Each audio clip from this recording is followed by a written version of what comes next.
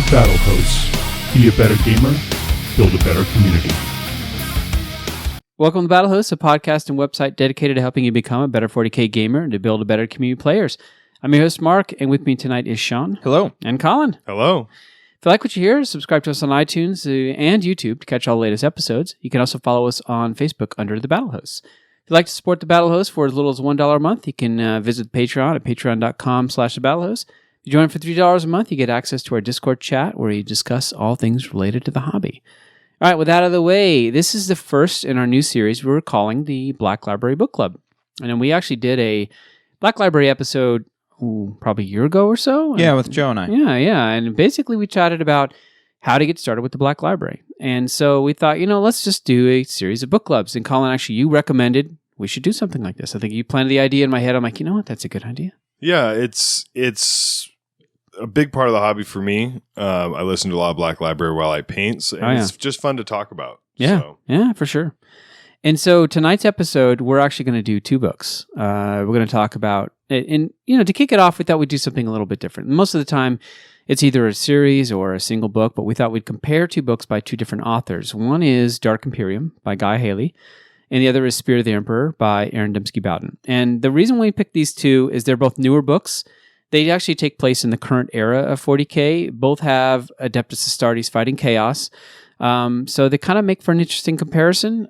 But despite those generic rough outlines of a plot, they're very, very, very different books. Yes. As we'll talk about. We're going to start with a spoiler-free kind of a review section. We'll give our recommendations should you go out and read this book or listen to it.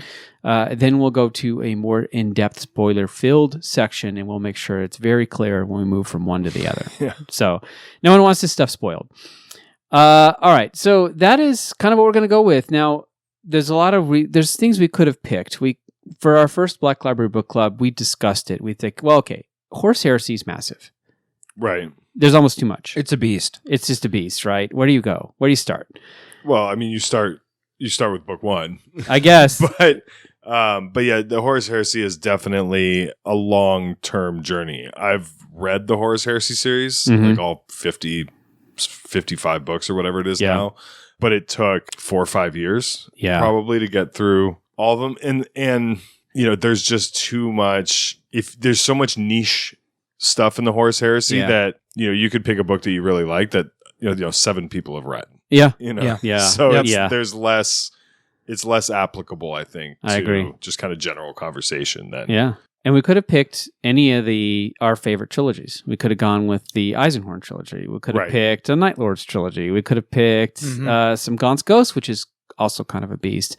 But we thought, those have been done quite a bit. And we said, there's a new era of 40K, and that's post-Cadia, Cicatrix Maledictum. What has been done after that?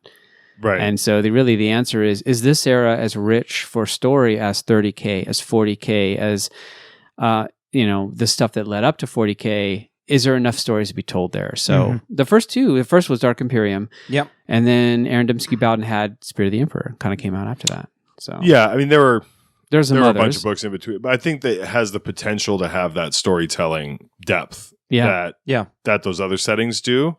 They're still figuring it out. You can tell that they're still developing Imperium Nihilists, and they're still developing these themes, and really what those are. Yeah. So it's interesting to see them exploring that. Yeah. But on the side note, if you haven't read the Eisenhorn trilogy, go read it right now. Yeah. We'll get there. Yeah, it's good. It's good. We'll get there.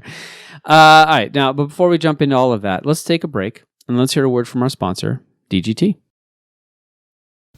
We all love Warhammer 40K, but sometimes games just take too long. Using a game timer is the best way to make sure games finish and for both players to get an equal amount of time. Check out the Easy Game Timer from DGT, manufacturers and designers of the timers officially sanctioned by the International Chess Federation. It's simple to set up and customize, and your settings are saved when it's turned off. It's easy to use with a large moving lever for changing turns and a clear digital readout. It's the most affordable and high-quality game timer on the market and is the choice of most 40K events. Whether you want to practice before a big event or you just want to be a better player, the Easy Game Timer from DGT is the perfect game timer for your 40K events. The DGT Easy Game Timer is available from many online retailers. Wholesale pricing is also available for tournament organizers. Check these fine clocks out at dgtnorthamerica.com. Speed up your game and improve your play with the Easy Game Timer from DGT. Okay, and we're back. So we decided, like I said, to pick 2 brand new books after the Fall Acadia, 2 different authors, and we thought it'd be interesting to kind of compare and contrast both of them. Both of them are telling stories that are kind of in this brand new era, and is this era as rich a setting as the other types of 40K? And like you said, Colin, they're still figuring out. They're still trying to figure out kind of what's the rules are and stuff like that, but it's fascinating to see authors tackle it. Yeah, and I will say that I came out of reading, I read Dark Imperium and then Spirit of the Emperor back to back, and I came out of that process very hopeful. Yeah, actually, coming out of that, going, okay, I'm on board. Yeah, I'm on board with a lot of these themes. Yeah, I'm on board with a lot of these ideas. Yeah. Which beforehand, I'll be honest, I wasn't necessarily as engaged. Sure, like I thought it was interesting. I thought, the fact that they're advancing the storyline, that's really cool. That's new for them. But I hadn't necessarily been like, yeah, okay, there's a lot of really cool stuff here, and they're going to handle it in a way that's really interesting to me. Yeah. Once I got done with this process, I'm like, okay, I can see the growth. Yeah. Yeah, and that was another reason we picked these books, was because I really hadn't spent any time in the new area, in the new era of the lore, and I wanted to kind of get more up to speed on what's happening in 40K right now, lore-wise. Yeah. The last time was really with like the Fall Acadia books at the end of 7th. Yeah.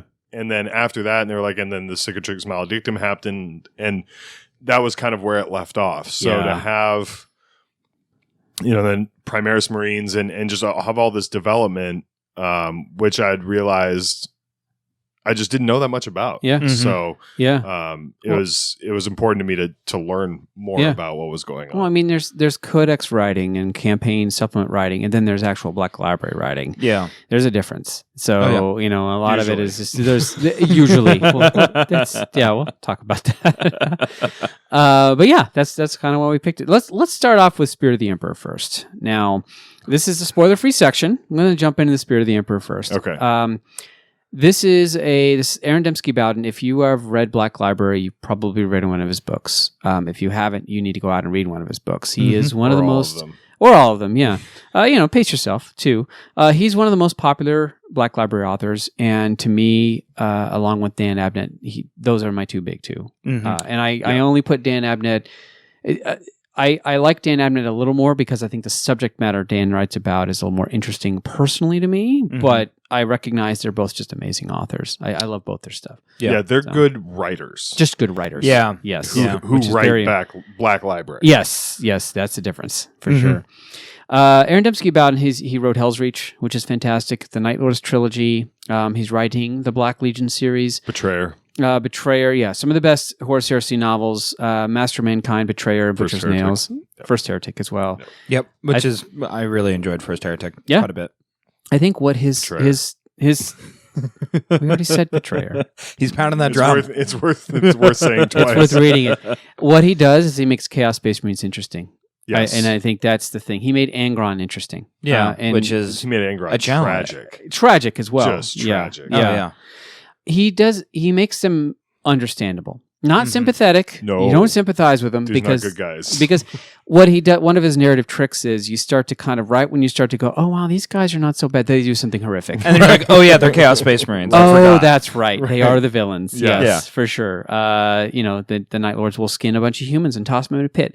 Okay, yes, they're still horrible people. They are. Yeah, but you understand why they're doing it past a level of they're evil because they're the evil Space Marines with spikes. Yeah. It's much more deep than that. Yes, they have reasons for why they do things. They do. And a lot of authors, I think, because Chaos Space Marines are usually written from the perspective of the Imperium, so they are just this kind of existential evil.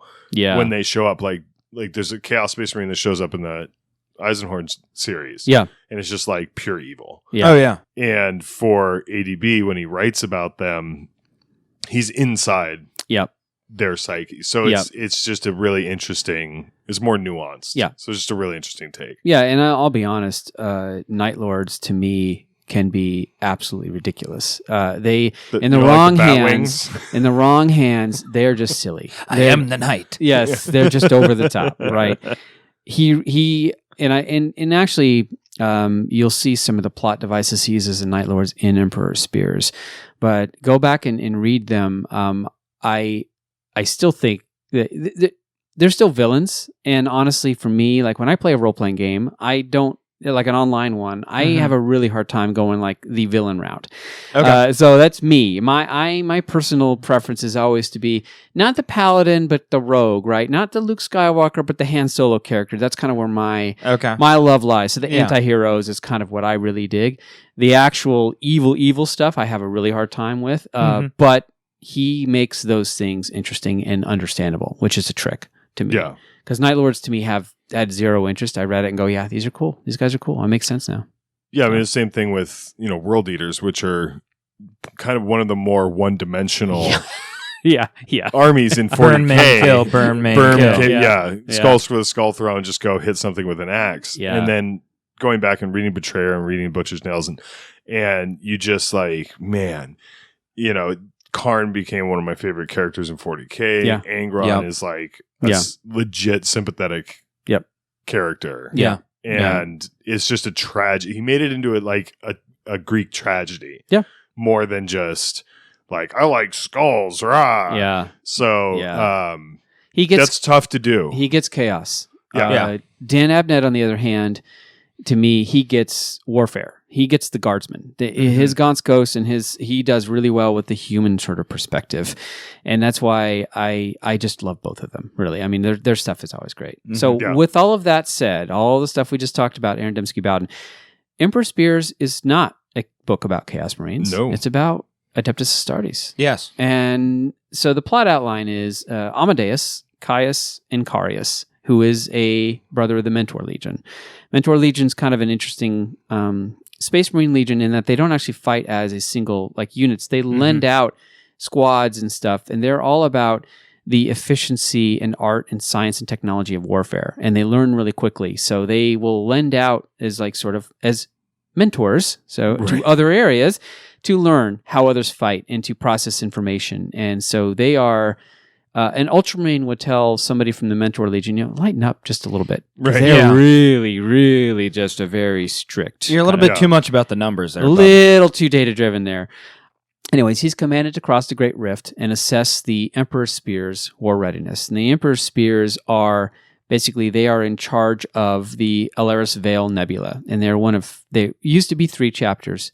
Now it's dwindled down to 1.5. It's the Emperor Spears and the Celestial Lions, which are still basically fighting for survival. So he has, Amadeus has 3 human serfs. He has... Anurata, yes. Anurata, who's kind of the main protagonist. She's the narrator. She's the narrator. There's Tiberia and there's Kartash. And so he's got these serfs that travel with him. The Emperor Spears are basically battling in the Alara's Vale Nebula against the Pure, which is the Chaos Force led by Chaos Space Marines. And they're losing. That's I think it's the most interesting premise for a 40K novel that I've read recently. Yeah. Is that the Space Marines are getting whooped on. On the other side of the Cicatrix Maledictum, they're losing. Yes. Yeah. And they know they're losing. They're losing. And so he shows up with just a single ship. He's the only guy that survived. Yes. He's not going to, the ship's not making a return journey back. No. And there's no reinforcements with him. That's it. He's just a guy. And you can guess how the reaction is to that. Yeah. They're like, we finally got a ship from the Imperium, from the side that isn't being steeped in warp storms and demon incursions and chaos forces, and it's one Space Marine, right? A bunch of dead serfs, and then a few ones that are alive, in a broken down ship. Yeah, And this guy's kind of a jerk to top it off. So there you go. That's great. And he's a mentor. And he's a to mentor. top it off. Which you will learn why that is. We'll learn why that's important for sure. Basically, the story is kind of a clash of the different chapter doctrines. You have the mentor Space Marine, who is a certain type, and then you have the Emperor Spears. And so I think it's interesting is that you see the differences in not only just warfare, but not how they fight, but how they act around each other. Very different culture. Very much, yeah. You learn a lot about the Spears. You learn about sort of how they interact in their culture as a chapter. Yep. How they recruit their home planet. There's a lot of Space Marine versus Chaos action, which hey, we're all out for that. Love it. And like a lot of ADB books, and I'm gonna shorthand Aaron Dembski Bowden to ADB, which I know may seem a little bit. You know what? It sounds pretty universally accepted. It's universally accepted, and it sounds good. It's not presumptuous. It's not. Yeah. There's a human protagonist who has a front row. Yeah. And it's important always, I think, to have that human protagonist because the human protagonist always grounds a story in reality. And that's what I think is really, it's what he did with Night Lords and it's what he's doing here. And I think it's actually really, really powerful. And it's what Dan Abnett does too. Because Space Marines, when you have two Space Marines fighting, they just like two things fighting. But when you have them fighting against humans or when humans are watching them fight, you see the power difference between them. And I think that's a real powerful plot narrative element that he used. Well, it's not even just power either. It's the attitudes, the beliefs, the capability of the Space Marines outside of combat.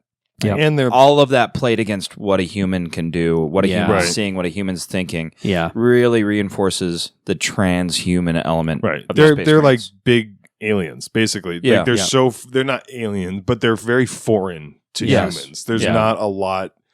They look human, but there's not a lot of kind of relatability. Commonality. Yeah. A human can't even comprehend of what the Space Marine is capable of, really. Yeah, for sure. And it's important to note, just going back, that the Emperor Spears are a Primaris chapter of Space Marines. Yeah. They're not just the regular old version of Space Marines. They weren't always. Primaris. They weren't always, right? That's the read that I got on this. Yeah. No, they weren't always. Yeah. But they are just Primaris. But now they are, yes. Yeah. Yes. Yep. That is it for the plot outline. Okay. Yes. So we're not going to talk anymore about the plot because we want to save that for the spoiler section. I don't even want to talk about like what the chaos threat is because the reveal is actually really, really cool. Yeah. So I don't want to give any of that away. Yep. Before we go into the next book, though, let's just give our short review. Colin, what did you think about Emperor Spears? I think it was one of the best 40K novels that I've read. I've read it twice now and would read again. I thought it was really interesting. Like, I go back to that premise of the Space Marines kind of getting their asses kicked. Yeah. And it's such a different... It's not like the Battle for Armageddon or Hell's Reach or something where it's this noble last stand. Yeah. And there is zero hope. Yeah. It is just we are going to fight as long as we can until we are exterminated. Yeah. There's no reinforcements. There's no hope. Yeah. There's no, gee, I really hope Gilliman shows up with a new chapter of Primaris Marines to save us. Yeah. There's just no hope. There's nothing really to cling to other than these Space Marines fighting for the guy next to them. Yeah. And that's really what it comes down to, and fighting for their homeworld and stuff. But it's so freaking bleak, which is really a callback to kind of old 40K, the old lore where there wasn't a whole lot of hope either. Yeah. And the Imperium is there's a reason he set this across in the Nihilus. He did that very intentionally. Yeah. Because otherwise, you're right, especially when you're reading like the Gathering Storm books. It's like Gilliman shows up and saves the day with Primaris Marines all over the place. It's all over the place. Indominus Crusade. It fixes it. It fixes things. Well, but this shows you that maybe on the right side, but on the wrong side, there's a lot of struggle there. Yeah. And they're just hanging out in the wind. Yep.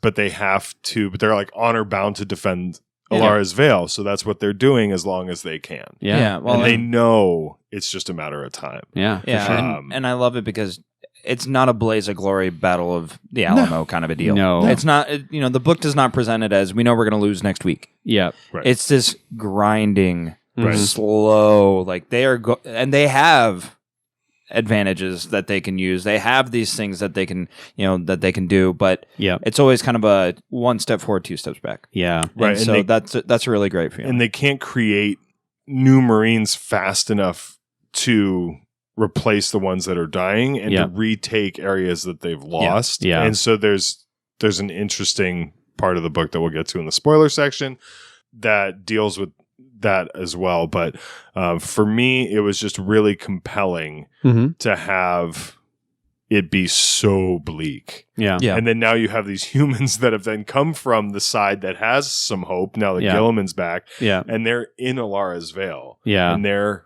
screwed. Yeah. There's Yeah. there's no going back. There's no, there Yeah. and so the Anuradha, the narrator, is writing this history that she doesn't know if anybody's ever even going to read. Yeah. She doesn't know if anybody's ever even going to Yeah. find it. Yeah. Yep. And she is the narrator of this story. Yeah. Yeah. So would recommend is what you're saying. Yeah. Yeah. Strongly. Strongly. Yeah. Yeah. Sean? Kind of piggybacking off of one of your ideas. First of all, absolutely. Yeah. I devoured this book. Oh, yeah. I mean, it was so good. And just, read it in, I think, 2 days, which for me, I'm busy enough that I don't read books that fast Yeah, anymore. I yeah. don't have the ability, but, my students were testing and I was sitting there reading a book in the back of the classroom. Well, yeah. Like, That's the perfect time. yeah, it was great. Because I had to get through it. I had to finish it. I had like 80 pages left that night. And There's I was no like, stopping at that I got to point. go to sleep, and then I had to read it. Not that I wrote the test so that I could read the book. I would have, Right. but luckily the test was already written. It was already, it's already scheduled. But it was useful. Yeah. There's an early moment where I'm not spoiling anything that's not past, I think, Sure. the first 10 pages. Yeah. They show up and they start scanning all the ships of the fleet that they're seeing. Mm-hmm. And it's all of these non-standard configurations. Yeah. Ships built differently than what they're supposed to be. Ships like Space Marine colored, flying Space Marine heraldry that are not Space Marine ships. All of this kind of like wrongness. Yeah. That if, a tech priest was on the ship, he'd be screeching in binary about Sure. it.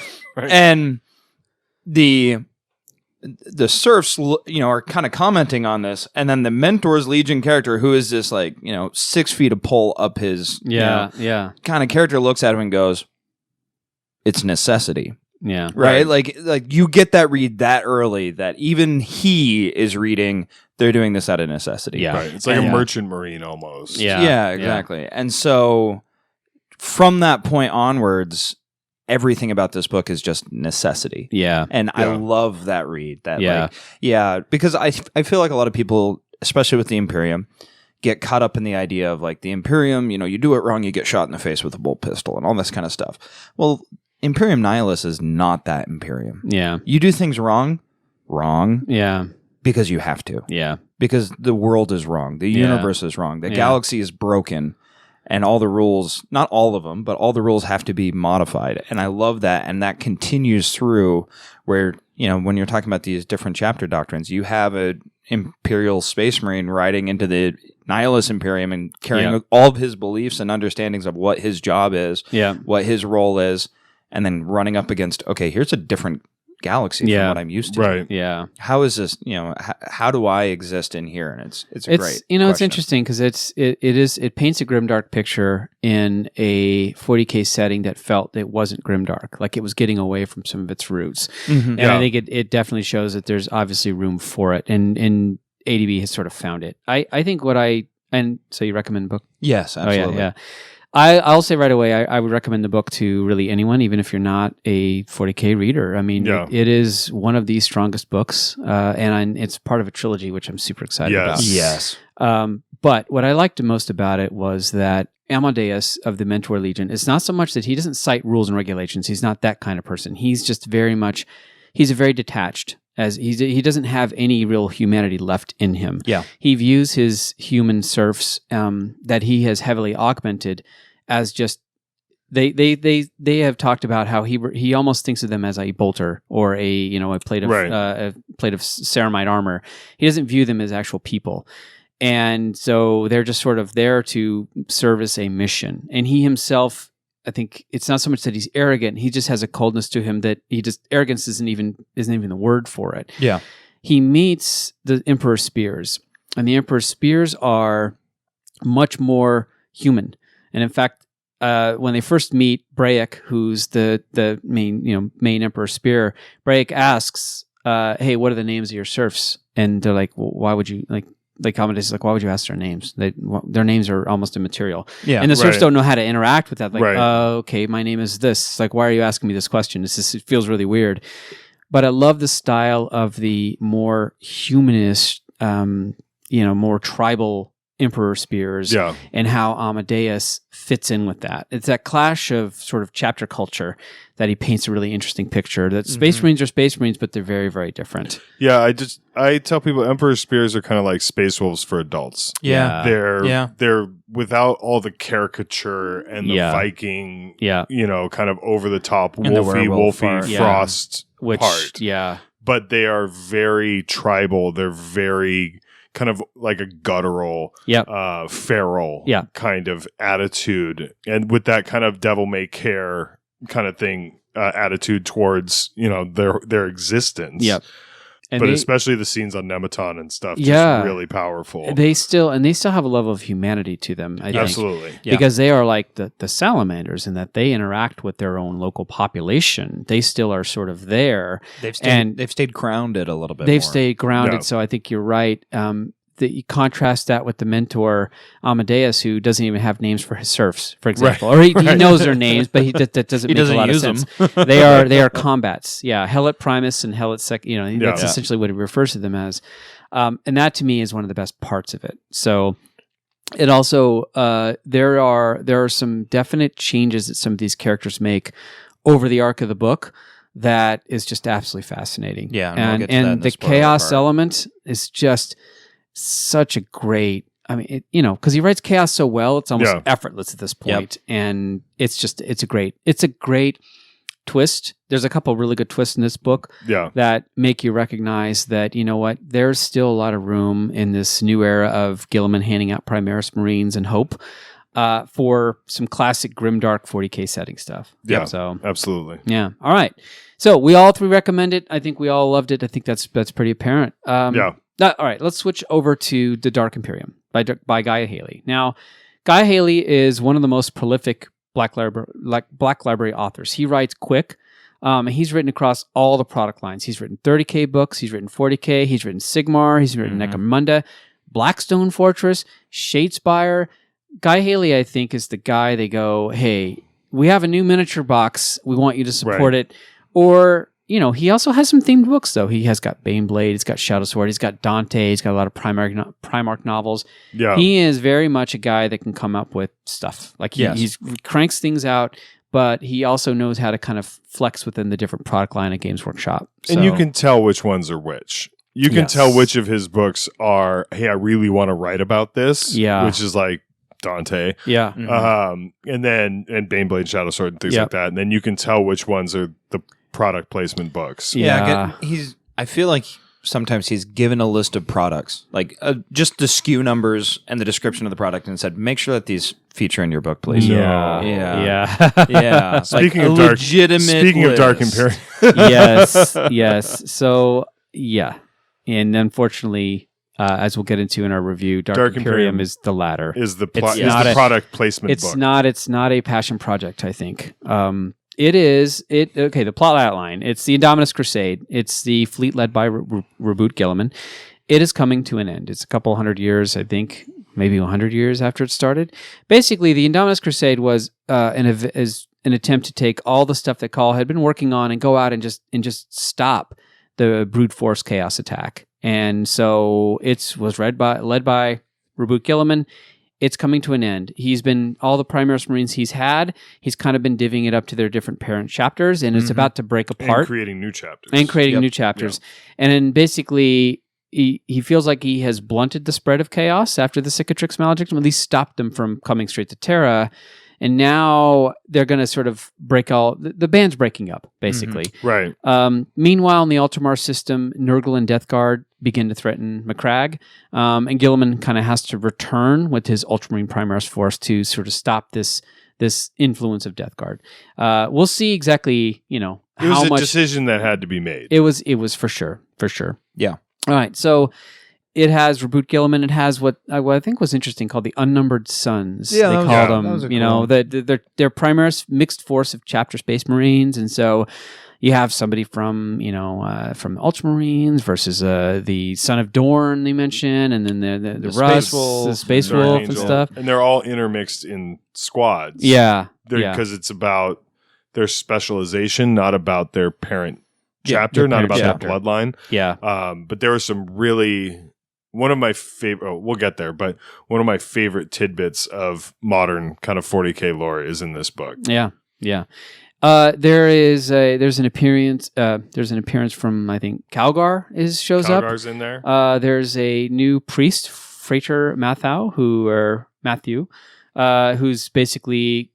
There's a lot of conversations of Gilliman trying to understand this new world that he's in. He's trying to navigate. He's trying the to navigate it. politics. So he picks this priest to be kind of his mouthpiece, even though he doesn't believe in the ecclesiarchy and then sort of any of that, right? It's a big adjustment It's a from big the adjustment. imperial truth to then waking up with the ecclesiarchy Yeah. is like You're like, what a the paradigm shift, to say the least. It's Yeah. like, wait, did Lorgar heck? win? Yeah, what the heck? Like, yeah. what? Yeah. So there's a lot of those moments of self-reflection and Yeah. things, but there's also just classic sort of Primaris action, and then there's Death Guard, and it really does.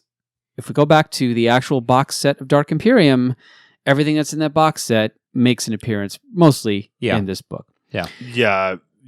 All right, now to mix it up a little bit. Sean, would you recommend Dark Imperium? No. No, I'm sorry. No. No. I struggled. Yeah. I struggled with this book. Yeah. I really had to force through some sections of this. Yeah. But you don't. That's not a ringing endorsement of a book. No. When you have to struggle to read it and it feels like work. Yeah, it did. And there are just You sections gave of me this homework, book, Mark. Yeah, I know. right? There are sections of this book where I feel like Guy Haley heard show don't tell Yeah. and he misunderstood what it means. And so he decided to tell you about everything he wants to show you. Yeah. The Like, clock. there- I forgot about the clock. Yeah. There are just sections of this book where like it stops for 10 pages. Yeah. Where he describes how something works. Yeah, Yeah. or it stops for 10 pages to describe the landing pad setup of the hospital world. Yeah. And I'm like, and I got it. Like I understood why he was doing it pretty quick, right? I'm reading this multi-page description of all the quarantine measures on this hospital world, and I'm like, Yeah. okay, I know why he's doing this. Yeah. I understand why you are making this such a big point, so that later I get it. I don't need that. No. I really didn't need Right. it, and it was so jarring to have this. Like, I am not engaged in any of this. My eyes just started to glaze over. And Yeah. So no, There's those really weird filler scenes. You're right. I mean, there's a scene where he goes to contact Call, and he goes Oh to my God. Reboot Gilliman, and there's like several pages of all the security protocols he has to go through, and Right. it's not interesting. No. It's I get what he's doing. He's sort of he's in love with this the steps and tasks of things and the mechanics of how things work, Right. but that's not really compelling oh, reading. the call inferior. Yeah, I yeah. thought that was kind of cool. I mean, it But I'm kind of a Mechanicum Fab fanboy. it ends so it ends cool. Yeah. that could have been a page to set that up, call it, and that's Exactly. it. Literally, yeah, he's like, I don't want to just tell you that there's a lot of security, so I'm going to show you that there's a lot of security. But him showing you that there's a lot of security is him telling you about all the different Right. Yeah. pieces of the Right. security. Yeah. See what I mean? Like, yeah, for sure. It's not engaging when he falls into this pattern. yeah, he the does. minutia is just It's overwhelming. yeah. So, And then outside of that, I also just sometimes the way that the new products, and I'm going to call them products in this Yeah. book. They're not characters or Yeah. new task force. They're written in about a little bit of a breathless, Yeah. tone where it's just like and then like he's Yeah. Yeah. it's advertising, right? Yes, and like it is. and it reads too much as advertising for me to really recommend it. Yeah, it is. Yeah, for sure. I'll talk about it. But Colin, so you would not recommend, Colin? What do No. you think? Okay, so was it a purely enjoyable read? Mm, No, no. not really. I sped up the last couple hours of the book on Audible, but there are some great scenes in this book. There's some great tidbits in this book, and for me, I really like kind of the processes. I really like Yeah. those layers. I like the politics of 40K Yeah. and how that's kind of navigated. So a lot of that stuff I find interesting. Trying to get through those filler sections was really difficult to like Yeah. find those little nuggets of like, oh wow, that's awesome. Yeah. I thought it gave a pretty good kind of overview of where the Imperium is at, Yeah. which is, like you said, it's kind of like a shield wall that's been pushed back, and then they planted their back foot Yeah. and like made one push out to kind of get some breathing room Yeah. with the Indomitus Crusade.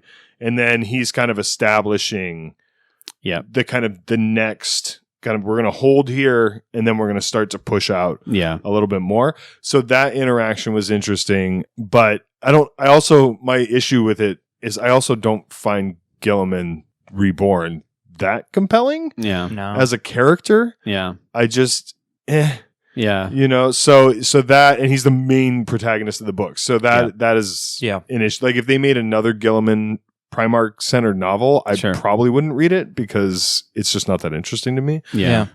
So I thought it gave an okay base for kind of what's going on post Cicatrix Maledictum, but I wouldn't necessarily, like, if you're getting into Black Library, like, please do not read this book No, first. this is for super fans only. Like super like fans. you have to really want, Yeah. and listen, and if you want, listen to the spoiler section. You Yeah. skip reading the book. Yeah. But you'll get that. Yeah. but yeah. you really have to dig for these nuggets. But there are some really really cool nuggets in the book. There's some great scenes. Great scenes in the book. And I'll agree with that. I will agree. Guy Haley, he writes a lot of books for a reason. I mean, he wrote Dante, which was phenomenal. right? Yeah, Like he has writing ability. Yeah. Yeah.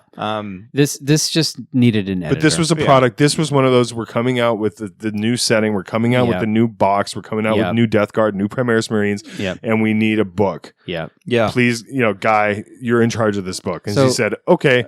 Would you recommend it?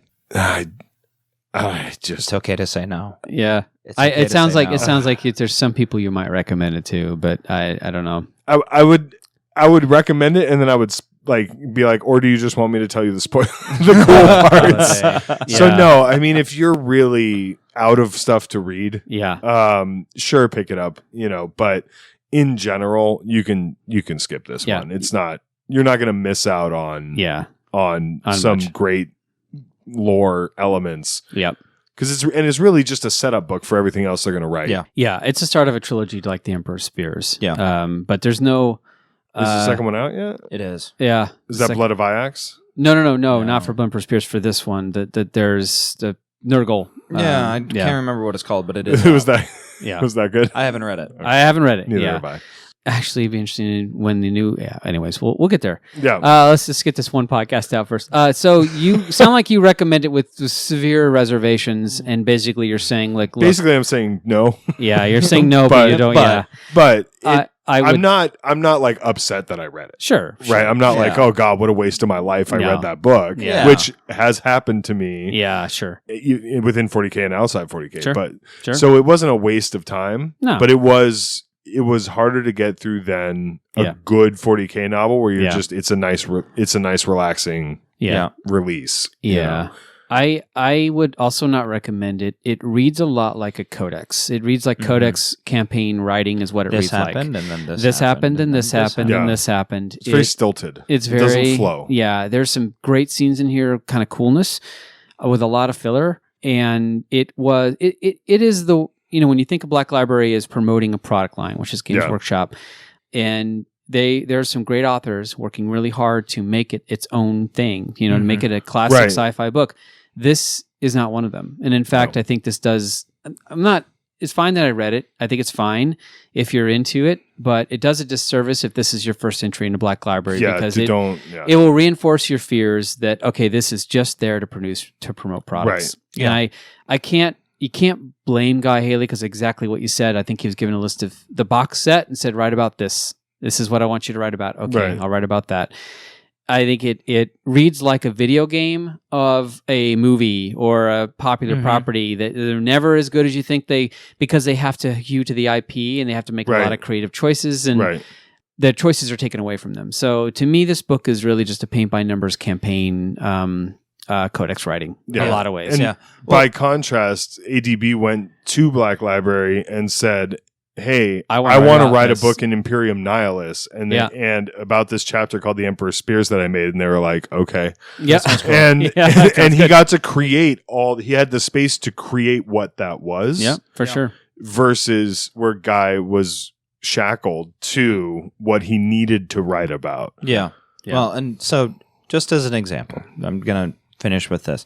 Here's an opening paragraph of a chapter. Yep. And tell me if this sounds like it's from a book or from a codex. Yep. When the demands of war retreated, Robote Gilliman was not idle. He worked like he always had, ceaselessly toiling for humanity, even if now he struggled for the species' survival rather than its advancement. That reads like the beginning, like 2 paragraphs in of the Robote The Gilliman Ultramarines. description. Yeah, the right, Ultramarines like- Codex supplement. This is chapter 9, Yeah. right? Like, Yeah. I should be engaged with this. Yeah. And the issue that I have with Gilliman being the protagonist, Gilliman here does not feel more other No. He's compared to the human. Very human. He's very human. Yes. Compared to Emperor's Spear, where Amadeus is not human. No. Right. He is not a human And at he's not all. even a Primaris Marine. He's just a He's not- Joe Schmo Space Marine. He's a Yeah. he's a firstborn Marine. Yeah. And you compare that to a Primarch. The Primarch, right? Right. That's like leading Yeah. the Imperium. That's the son of the Emperor. That And Lord. he's like moody and like makes Yeah. snap decisions. It's just that was my biggest problem with the book was that he didn't like reading the Horus Heresy and having an understanding of Gilliman and reading this, and you're like, who is this guy? Yeah. Because he's like pissy and Yeah. doesn't know, and he's like indecisive and moody, and he gets really angry at certain things, and, Yeah. and you're just kind of like, okay, I get that he's probably grumpy after his 10,000 year nap, totally. but this is Robote Gilliman. Like this guy, it takes Corferon and yeah. you Yeah, know, I mean- like an Erebus, like nuking his entire civilization for him to get upset Yeah. in the Horus Heresy. Yeah. And here he is like a minor inconvenience and he's like, "Brrr." Yeah. Like, okay. Yeah. Well, and I actually feel like this book could have really benefited by giving him the same treatment that Master of Mankind gives the Emperor. Yeah. You are Yeah. never in the Emperor's head. That's Right. a And good that's true point. for the entire Black Library series. And I'm not saying that you can never be in a Primarch's head. You get in Primarch's head all the time in the Horus Right. Heresy and stuff. I think Yeah. this book Yeah. could have benefited by treating Gilliman like the Emperor in that we only ever see the outward, and then Yep. by his actions, by what he's doing, by how he interacts, then start to get the understanding of, Yeah. oh, there are some real struggles here. By having Yeah. a protagonist that was near Gilliman, but not Gilliman, I think we could have gotten a better read on just how. Yeah. Yeah. Yeah. 'Cause We there don't- wasn't a narrator. There was There- just no, third it- person. It Yeah. wasn't. Yeah. Yeah. That it to me, I think too. That is an easy way to write. yeah. Is just to simply write third person across everything and write Yeah. about descriptions of things. Yeah. The priest could be interesting. He could have been an interesting narrator. Mhm. It could have been Yeah. a simple captain, who was not a Primaris Marine, could have been interesting. Mm-hmm. There's a lot of choices that could have been made, but I think all those choices would have required a lot more work. And this Right. this book was written on a deadline, you can tell, and it wasn't edited like it should have been, frankly. So Pacing. If you like pacing, yeah, this skip is not this it. book. Skip this book. So that's all we're going to talk about. So yeah, I would not recommend this book. It's definitely an interesting contrast to read this and the Emperor's Spears. That's one word for it. So we'll talk more about that in the spoiler section, though. So yeah, if we haven't sold you on this book, which we shouldn't have, if we're doing our job, listen to our spoiler section. We'll tell you what I happens. cooked you a beautiful steak, and now I'm going to follow it up with these vegetables that I literally just pulled out of the ground and have not cooked.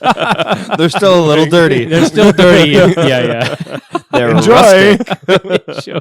Finish your veggies so you can come on the podcast. Well, that's what Sean had to do. You made a good choice, Sean, because the first one was hard, but Oh when man, you're yeah. writing for Like Spears- it was one of those things where I forced myself through Dark Imperium, and then I finally got done with it. I'm like, okay, now time to read Emperor's Spear. And Yeah. I like gave it a few days, and I was like, okay, it's Aaron Dembski Bowden. I was hopeful. I opened it, and like immediately I was Yeah. hooked. And it was just like in my first sitting, I was reading dozens of pages, and I was like, I know. gotta go do something, but know. I want to stay here and read. And it was Yeah. immediately like, oh yeah, this is what a good 40K book yeah, is. it's a real I novel. remember now. It's a real book. Yeah. That's Yeah. the difference. Yep. Yeah. All right. So before we jump into spoilers, let's take a break and hear a word from our sponsor, TraderA.com. If you're like most Warhammer players, you own a ton of models. At one time, you had big plans for these models, but now they just kind of sit, gathering dust, unused and unloved. It's time to clean out your closet of shame. Visit TraderA.com and get cash for your used models. TraderA is run by Captain A, someone who's been in the community a long time and has done a lot to grow the hobby. He's also a personal friend of the show. Unopened boxes, models on a sprue, half-built models, primed, painted, even bits have value. The process is simple. Send him a list of what you have. He'll send you a quote. You pack it up, send in your stuff, and he'll get you cash. You can shop around, but you're going to find that TraderA gives you 40% more than the other guys. You want it quick? You want to get rid of it? Visit TraderA.com. Get cash to buy the stuff that you really want. TraderA.com. Sell your models and get your cash quick and easy. All right, so let's do the reverse order now. And as promised, this is spoiler section. Lots of spoilers. All the spoilers. But we'll hit Dark Imperium first, because our recommendation is to not read the book, to simply listen to the spoiler section. So we'll tell you everything you need to roughly know about the plot outline, and basically a little bit more of the themes of it, and maybe some of the better moments in the book, some of our favorite scenes. Because, to be fair, there's some good stuff in here. There's some great stuff in there. There's some interesting scenes held together by junk, frankly, by fluff. Guy has probably stopped listening by now. Yeah.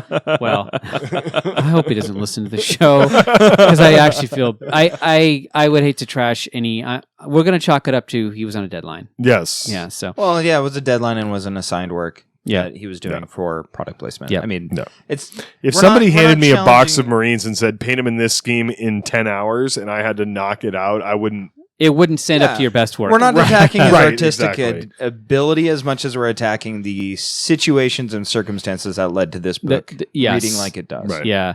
So here's the plot outline. The very beginning, first chapter or so, is a flashback to Gilliman and how he is killed by Fulgrim. Right. And it's kind of a cool in scene. the Horus Heresy. Yeah, No, in the Horus that's a cool Heresy scene. time. And so that's one of the things you mentioned, is that like Primarchs in the Horus Heresy are interesting because they have not become complete psycho-indoctrinated psychos as the 40K. Yeah. So 30K always makes for interesting because the Space Marines are a little more human Yep. in that moment. But it's Gilliman and Fulgrim, and I'm reading it going, wow, okay, this book's off to a good start. Yeah. Right. Yeah, You know? I was texting my girlfriend at this point about, she asked me what I was doing. I talked about, I'm like, it's actually really interesting. I'm getting like a cool view into the head of a commander. She knows a little bit about and so it starts on a positive note. Yeah. Yeah, it's a cool scene. So that's a cool scene. Well, it was interesting. Yeah, and it was interesting to see just how far removed from the Primarch the Demon Primarchs are. Yeah. Like, Gilliman didn't stand a chance. No, he gets punked. And if you've read the Horus Heresy, like Gilliman is a stone cold badass. Yeah, he is. Like he is a stone cold. Like he fought Lorgar and Angron at the same time, but Demon Fulgrim and held his own. But Demon Fulgrim was just like, you're done. Yeah. So it was just a really interesting. That was kind of shocking to me, where I was like, "Oh, this is going to be a good fight." And I'm like, "Nope, Yeah, No. Gilliman's done." And Gilliman kind of knew it wasn't going to be much of a fight. No. He went into it. He was pissed. He was pride. pissed. Yeah. Indignant pride. And he was like, basically, like, I'm gonna go kill this guy and humiliate him. And there was just none of the typical Ultramarines planning and not caution, but practicality. Yeah. He was just pissed. That's kind of the core of what's going on. But then you do get the Ultramarines planning, but there's an operation going around what he's doing, his little like almost suicidal charge. He's trying to do this, but he's got. But he's like, reason. okay, he has chapters of the Legion attacking specific. Well, they're not a Legion anymore; they're broken up at this point. Attacking specific points on the flagship to spring the Ultramarine fleet.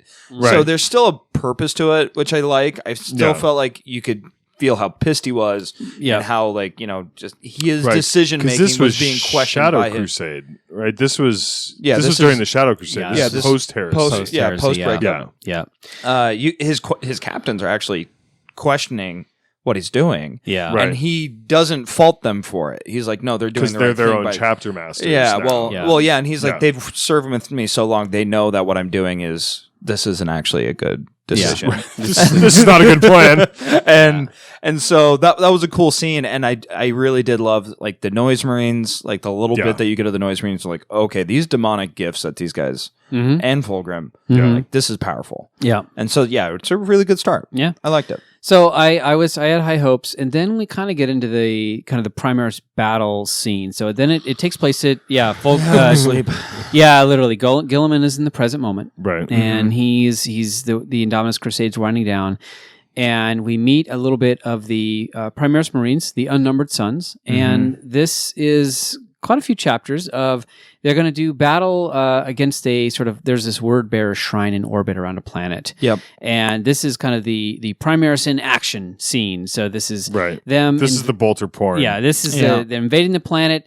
And here's the new Primaris units in action. And the repulsor drops down, which I thought it was actually a really cool scene where the Stormbirds fly, or not the Storm, but the Primaris version of the Stormbird. Flies over and hot drops the repulsors. And hot drops the repulsors, but since they're grav plates, they just wham onto the. But they don't hit the ground. They like shatter the earth under where they hit and just like start rolling and shooting. There's some cool moments. Cool, but then it's like, and then the suppressor sergeant jumps over here and shoots, and then the Reaver comes up and does this. And it's like what did you say, Sean? Bolt rifle. It's like in this. So unfortunately, this should have been the centerpiece of the novel, like this really cool battle. But it's over fast. And truthfully, there's not much to it. Suppressors no drop down. There's at no point do you feel like any of these characters are any kind of danger. They're not suppressors, by the way. They're Inceptors. Oh, Inceptors. That's right. Yeah, suppressors for Shadow Spirit. Actually, the deployment of the Inceptors, that little bit of the scene, the drop, somewhat interesting. Oh yeah, dude, when they drop out of like when they're dropping from orbit. From orbit. I'm like, okay, this is okay. And then he's like, we'll be falling for 30 minutes. I'm like, okay, I'm engaged. Tell me more. And then it's like, and then we land and we kill everybody because we're better and we're a foot taller than them and we're big chads and they're little. It's just like, come on, man. Agreed. Like, it's Iron Warriors holding the defenses. Yeah, and they die like immediately. Like guardsmen. In fact, for long, I didn't realize they were Chaos Space Marines. I thought they were just humans. I'm like, okay, they're just going through these guys. But then you sort of go, well. So again, this is where it feels like they're just two forces fighting, and you don't get the sense of the power of the Marines because they're just that much. It's just over so quick. Yeah, right. There's no human protagonist to center this, and so it's all just Marines battling Marines. And you're like, okay. But it's not even that because they're not. There's no contest. The Primaris just show up and just wipe the floor with everybody. Yeah. They are. This is Chaos Space Marine duality to its max. Where people talk about this, books about the Chaos Space Marines, they're amazing badasses. Books about the Space Marines, Chaos Space Marines are fodder. Aaron Dembski Bowden does a really good job of turning that on its head a lot of the times. Yeah. Right. This is like, there is a scene in here where an Iron Warrior Space Marine tries to kill a repulsor by pulling out a melt-a-bomb and jumping under the repulsor and immediately gets flattened. Yeah. Which is like an interesting idea, but then the internal monologue, the third-person monologue, but of the Marine we're following is like, I guess he's never fought a repulsor before. Ha. Yeah. No, there was some horrific lines. Come on, man. Like he doesn't say that out loud. He just thinks that. I'm just like, there were some really bad lines. To show off the grav plates of the repulsor. Right. Like, and it wasn't enough that it dropped from orbit and was cool. Right. Yeah. Like it was unnecessary and it made the Iron Warriors like a joke. Buffoons. They're stormtroopers. They're buffoons. Right. But then after all this description of them just like rolling through, and then it's like talking about the fortress surrounded and there's Titans knocking on it. And then like the last line of the chapter is the fortress fell 5 hours later. Yeah. And that actually made me laugh because I'm like, everything that you just described in this chapter made me think that you would say 30 minutes. Yeah. Like 15 minutes, 30 minutes. Like this was a roll. And then you're like, okay, this one fortress that's surrounded by Titans is going to hold out for 5 hours. Yeah. Right. Yeah. There's a gap there. So, yeah. And then, after the battle, they decide to build like a promenade and have a sort of celebration. So this is the after the battle, there's kind of like the little moment to reflect. And this is Gilliman building. He's in build mode. He's trying to build up this. They just built it. They just took the fortress down. It's like the triumph at Eleanor.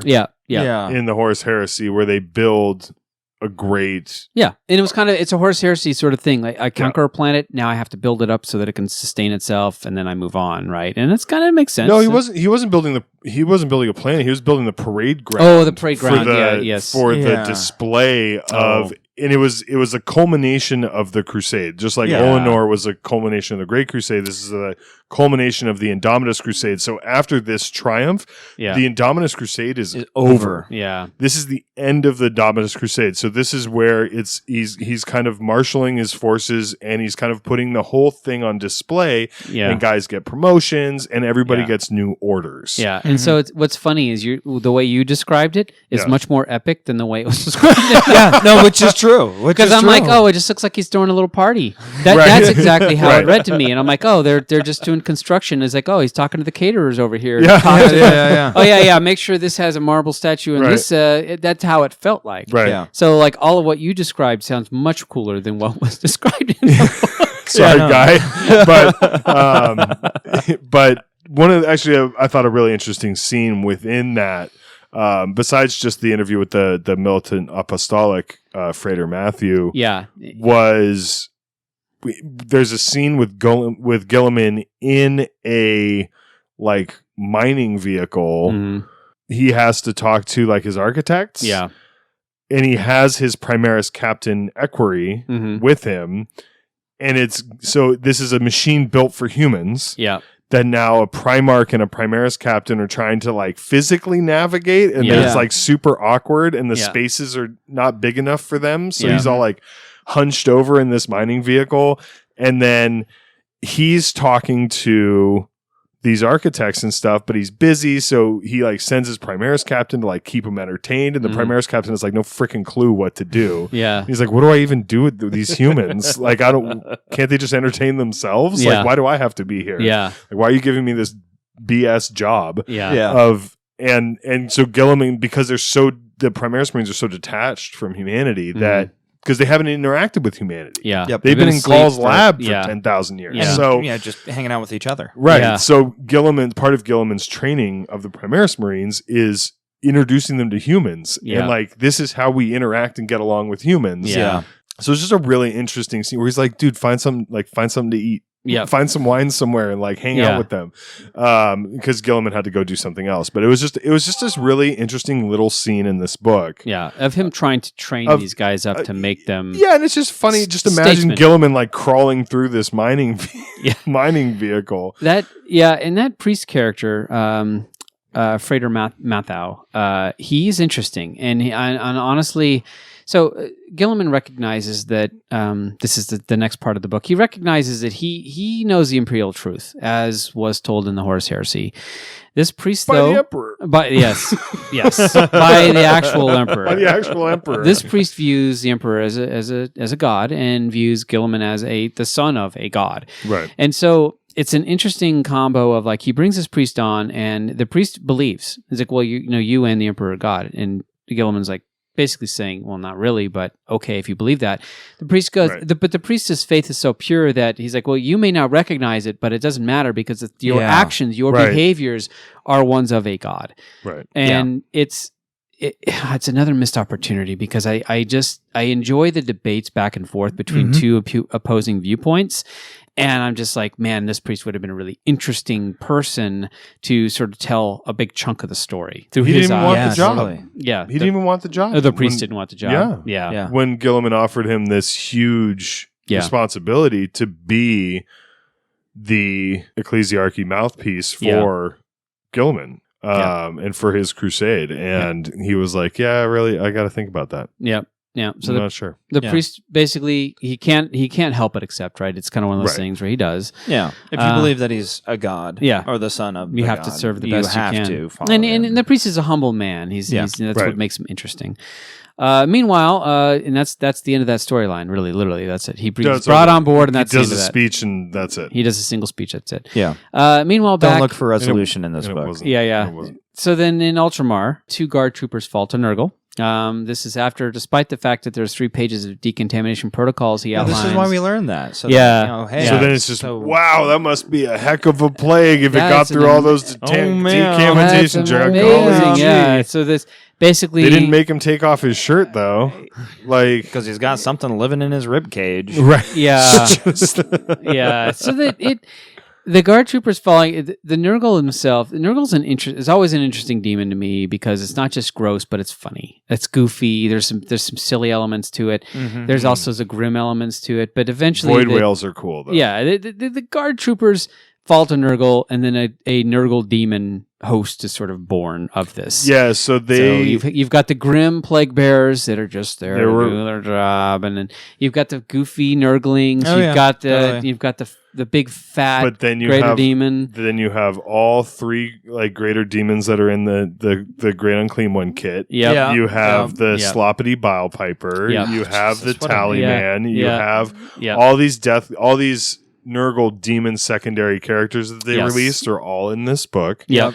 And I think that's really it. I mean, they sprung and they Death attack Guard are something. not there. Yes, This Death Guard. is a demon infestation. So it was interesting to see how they kind of infect these few humans. Yeah.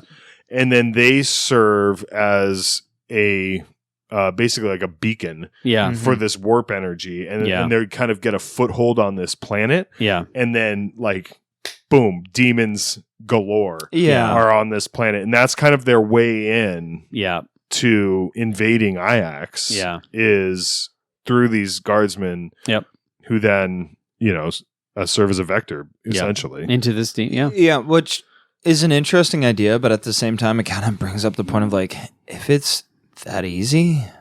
Yeah, Right. two dudes that are sick. All of a sudden, bam! There's this massive demon, a greater demons to come. Like, it there's fills gotta a be little All the bit. greater demons. All of yeah, them, all three, right? yeah. Like, there's got to be greater context around. Like, that can happen in the 40K universe by the rules that we have pretty established. It's pretty rare, and typically there's some sort of warp storm. Yeah, You know, or like something going on in the Imperium where like it, and that gets meant. It just it felt feels like if it's this easy to burst a Nurgle demon host out of a planet, like, why is the Imperium still here? Yeah, Right. Yeah. It was it's a side story to sell the sort of the Nurgle part of Death The Guard. Nurgle for half sure. of the... For sure. In itself is not terribly uninteresting. The guard troopers recall their experiences fighting poxwalkers, which is kind of cool. Yeah, Right. And it's like, I'm fighting myself here. And so that, to me, it's like, why is that a flashback? it That could should have be been the shorter. actual thing. Yeah. It could have been shorter.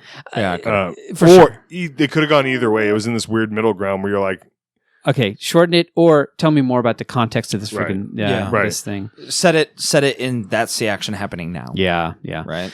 so that's Ajax is in McCrag. Ajax so is this in is McCrag. part of the Death Guard. This is one of the overarching stories of the new 40K. Yeah. Is the Death Guard encroaching on McCrag. Yeah. So then Calgar this is in McCrag that he's taken down McCrag. an axe, which is a big ding deal. It's their capital city. He's taking down a rebellion, which feels like an uprising. it feels like a riot. It feels more like a riot. It feels like it's beneath him.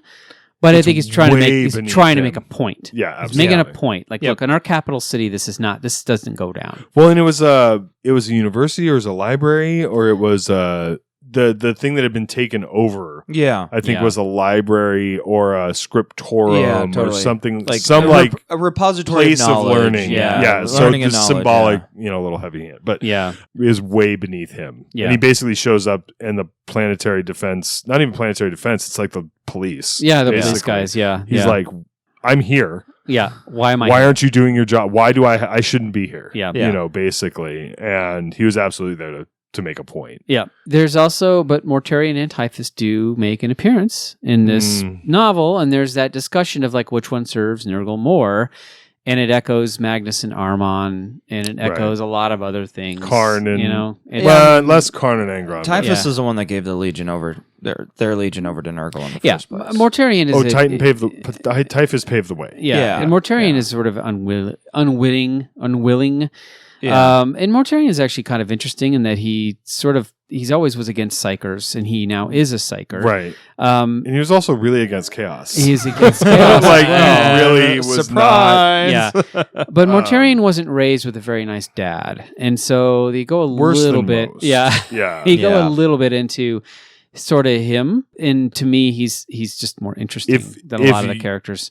If you want a really, really good book that goes into the Death Guard falling to Nurgle and Mortarion and Typhus's history and interaction, read The Buried Dagger which is one of the last books in the Horus Heresy series. Yeah. And it's on the road to Terra in the warp. Yeah. When Typhus makes a deal. Yeah. When everything is revealed and Yeah. Mortarion but it also has those wonderful heresy flashbacks back to the Primarchs struggling on their homeworlds. Yeah. And so you get it's Mortarion's whole backstory and then his legions, because we've seen him in books before, but his legions when that turn happens. Yeah. And it is really good. Yeah. Yeah. So this book kind of like it's just a couple flavorings of it. It's You're right. it's just like a couple sprinkles. But if that's interesting to you, don't get it from this book. Go read the Buried Dagger. Yeah. It's really, really good. I'm not a Death Guard guy. I don't like the Death Guard really. I really enjoyed Buried Dagger. Yeah. So. Yeah. Okay. And then Calgard. Gilliman, they're all the same. I'm kidding. Gilliman decides to make easy there, pointy ear. He peels off. The Primaris, the Unnumbered Sons break up essentially, and because people were getting nervous that he had a legion again. Yes, because he was running around with 150,000 Primaris Marines. Yeah, and then which is legion size, which is for sure. People were getting nervous. So he does what he does because he always does the right thing. He breaks the band apart, and then he goes back to Ultramar. He heads back to Ultramar. So he made a lot of Ultramarine successor chapters. Let's be fair. He did. Yes, he did. But he has this decision to make, and there's actually one of the things I thought was really interesting in the book was when he was trying to navigate him going back to Ultramar to defend Ultramar against the Death Guard because their Mortarion had been sighted. And the reason there were uprisings on Macragge were because as chaos kind of gets closer to the system, their influence kind of grows in these little cults and these little, the gangs that you see spring up in Necromunda, like those are like seeds, and it just kind of goes to kind of destabilize before chaos gets there, and it's just that kind of energy. But he has to now, he can't just say, okay, I'm taking all these Primaris Marines and I'm going to go save my homeworld. Because then everybody's like, well, do you really care about the Imperium? How can he justify that? It's a bad look. Why is Macragge more important than this system over here that's getting worked over pretty good? Yeah, because he's told early in the book, hey, there's stuff going down in the Ultramar system. Right. And he resists it for a while. He's like, I can't just do that. Right. I have to finish this. I have other stuff. Also because Ultramar is one of the more cohesive well-structured systems in the Imperium. If there's a system that can fend for itself, it's Macragge. Yeah, right? Like it's very well set up. It's very well administrated, and so but his demon doesn't need him. is... and then Mortarion shows up, and he's going, "Oh, okay." That is the sort of okay, all right. Yeah. One of the things that I also found, so there are some great tidbits in this book. If you haven't noticed that, I'm now getting a little excited. But one of the things that I found fascinating is the kind of the politics and everything, and it's that there's no institutional knowledge of what the 500 worlds were at the time of the end of the heresy. Because it's been 10,000 years, and one of the overarching themes of 40K is this loss of institutional knowledge over time and historical knowledge. And so they're trying to reconstitute the 500 worlds. He was like, I never should have broken them up. And there's like this self-doubt part of Gilliman that I hate. And he's like, well, there are these imperial houses that have ruled these planets for 8,000 years that have no memory of any deal they made with you. And he was like, well, I don't care if they have any memory or not. I know they used to be part of my empire, and we're going to go tell them so. And if they don't like it, they can kiss the end of my bolter. Like it was it's just a really interesting. And he was like, well, we don't even have any maps of what Ultra, and he just like drew them one. He was like, this was my empire. Go get that done. So it was just a really interesting. And this is why he makes Marnius Calgar the defender of the Ultramar. I mean, he is in charge of that entire system. Right. Which is one of the bigger jobs in the Imperium. Kind of big. And Calgar is kind of like, I'm not chapter master anymore. But you're the most powerful Space Marine captain in the galaxy. By far. Yes. So but he'll always be second fiddle to daddy. It's like, but but there's a little bit of that too. But he has a duty, and they all have duties. That's what they do. That's their nature. Even Gilliman. So we've been trashing the kind of the book a little bit, but you seem excited about it. So what is a cool tidbit that you got? The coolest tidbit that was in this book, in my opinion, the thing that kind of blew my mind, especially from like a painting and modeling aspect, is Gilliman has this conversation with Belisarius Call's thing, intelligence, Call inferior, and he's assessing kind of the standing strength of the Imperium and of the Primaris Marines, and the Call inferior tells Gilliman, yeah, but you're not even using half your assets. The Call has all 20 genetic strains for all 20 Space Marine chapters. And then call us like, well, it's just genetic material. And he's like, it's shown no great variance any other than any other chapter. Like, you know, those Wolf and Angel guys that you guys got running around, those are pretty deviant. And these are within parameters, basically, of the genetic code. But the thing that I loved about this was that it's one of the only times they talk about or acknowledge the 2 chapters that just immediately got blinked out. The 2 legions that Russ exterminated, essentially. And all 9 Traitor Legions gene seed is not only available, but Call has Primaris Marine forces of Warhounds and Dusk Raiders just in a warehouse somewhere, ready to go. In stasis, just hanging out. And Gilliman's like, nope, I am not putting those in the field. And I can't blame him. No. You don't want a second heresy. Can't Not to say that it would happen for sure, but he can't take that chance. But you can't take the chance, but Call's... Because he was doing like these tactical analysis with the Call inferior, and the Call inferior is basically saying, okay, well, we're doing all these analyses, but you're only using 9 out of 20 available legions of Primaris Marines. You know, if you were to include, you know, a Call's recommendation is that you immediately deploy the other 11 forces at your disposal, and you can really turn the tide of this thing. So there's this opportunity, there's this huge kind of philosophical question of, you know, if Gilliman will there reach a point of desperation where he has to, you know, here's my 20th Legion Primaris, go get them, boys. You know, and like do they fall? Do Primaris Marines fall? We know from new books that they do succumb to the Black Rage. That they do have the Red Thirst. So those genetic flaws. But then that brings up the question: as the Alpha Legion wasn't a genetic flaw, it was a conscious decision made by their Primarchs. If they don't have Primarchs, do they still put themselves in that position? The Death Guard wasn't a genetic flaw, but I should it's point an interesting question. It's all of these are your speculations based on this piece of it. The book sort of leaves it as an interesting thread. So I'm going way further into it than the book. The book does not go this far. And that's what I think, like... But that's why it's so cool. Yeah, and the possibility of him just having... Because at the time of the heresy, when Gilliman started the Primaris Project, was before the Horus Heresy. It was before Horus turned, and all legions were still loyal. And to Call, like you said, it's just genetic data. It's inert. It doesn't have... There's no emotional significance to any of this. So he's just like, okay, I have 20 sets of genetic data. Let's Primaricize these. And, you know, from a modeling, like, you know, Brian from Splintermind, like, loves himself some World Eaters, and if he was going to do Primaris, he's going to do Warhounds Primaris. And in pre-heresy colors using Primaris Marines, and it would look rad. Like, it would just look cool. It would make sense. You know, it would just be it's just a great opportunity to do like Alpha Legion colored Primaris Marines or something like that, where there's a little space for that a little bit. And Colin, you mentioned like a few minutes ago, you're like, well, now that we're actually talking about it, I'm getting excited. The thing is, you're not getting excited about the book.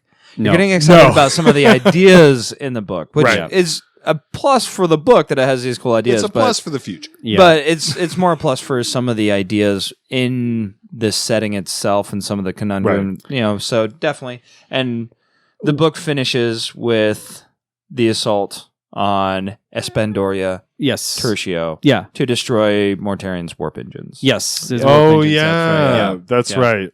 Is that the description of the clock that took like 5 pages? Yes. Okay. Yes. And so there's a cool assault, which is them rushing across like kind of field sort of. It's in a interesting. river, It's a river of Captain stuff, Felix, of muck. Captain Felix is leading one the of Ultramarines and the Ultramarine successors. So I will say that at the end of this book, nothing really has changed. And in fact, you could skip this book and you don't.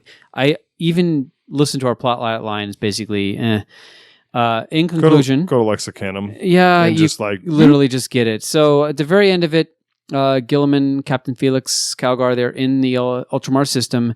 Death Guard are approaching, or they're part of they're trying to battle them back.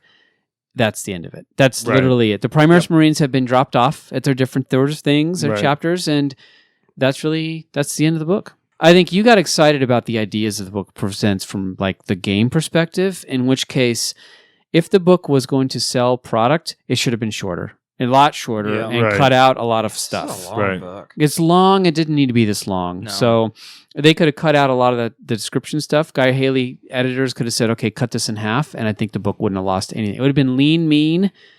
I think got he had the job done, get out. He had a page count he needed to hit. So some of the favorite moments in the book, I think we've talked about them. Some of the worst moments in the book are the fact that he tells you everything that's happening.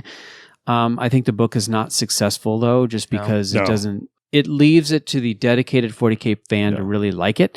Yeah. A normal person would like, this is lame. This book would not make me want to play 40K. No. Not so. It would not make me want to know more. Maybe 13-year-old me, but maybe, not adult. But it would make me actually disregard 40K and 40K lore, especially as just trash. Silly trash. Yeah, it's just like, this is garbage. This is garbage sci-fi. Yeah. This is like pulp sci-fi. Pulp sci-fi written for teenage boys. Yeah. It's pulp sci-fi, and I think this isn't a serious. It's not endeavor. No, it is not. You know, we're playing with toy soldiers, but at the same time, there really are books. We take it very seriously, like Emperor Spear of the Emperor. Let's talk about Spear of the Emperor.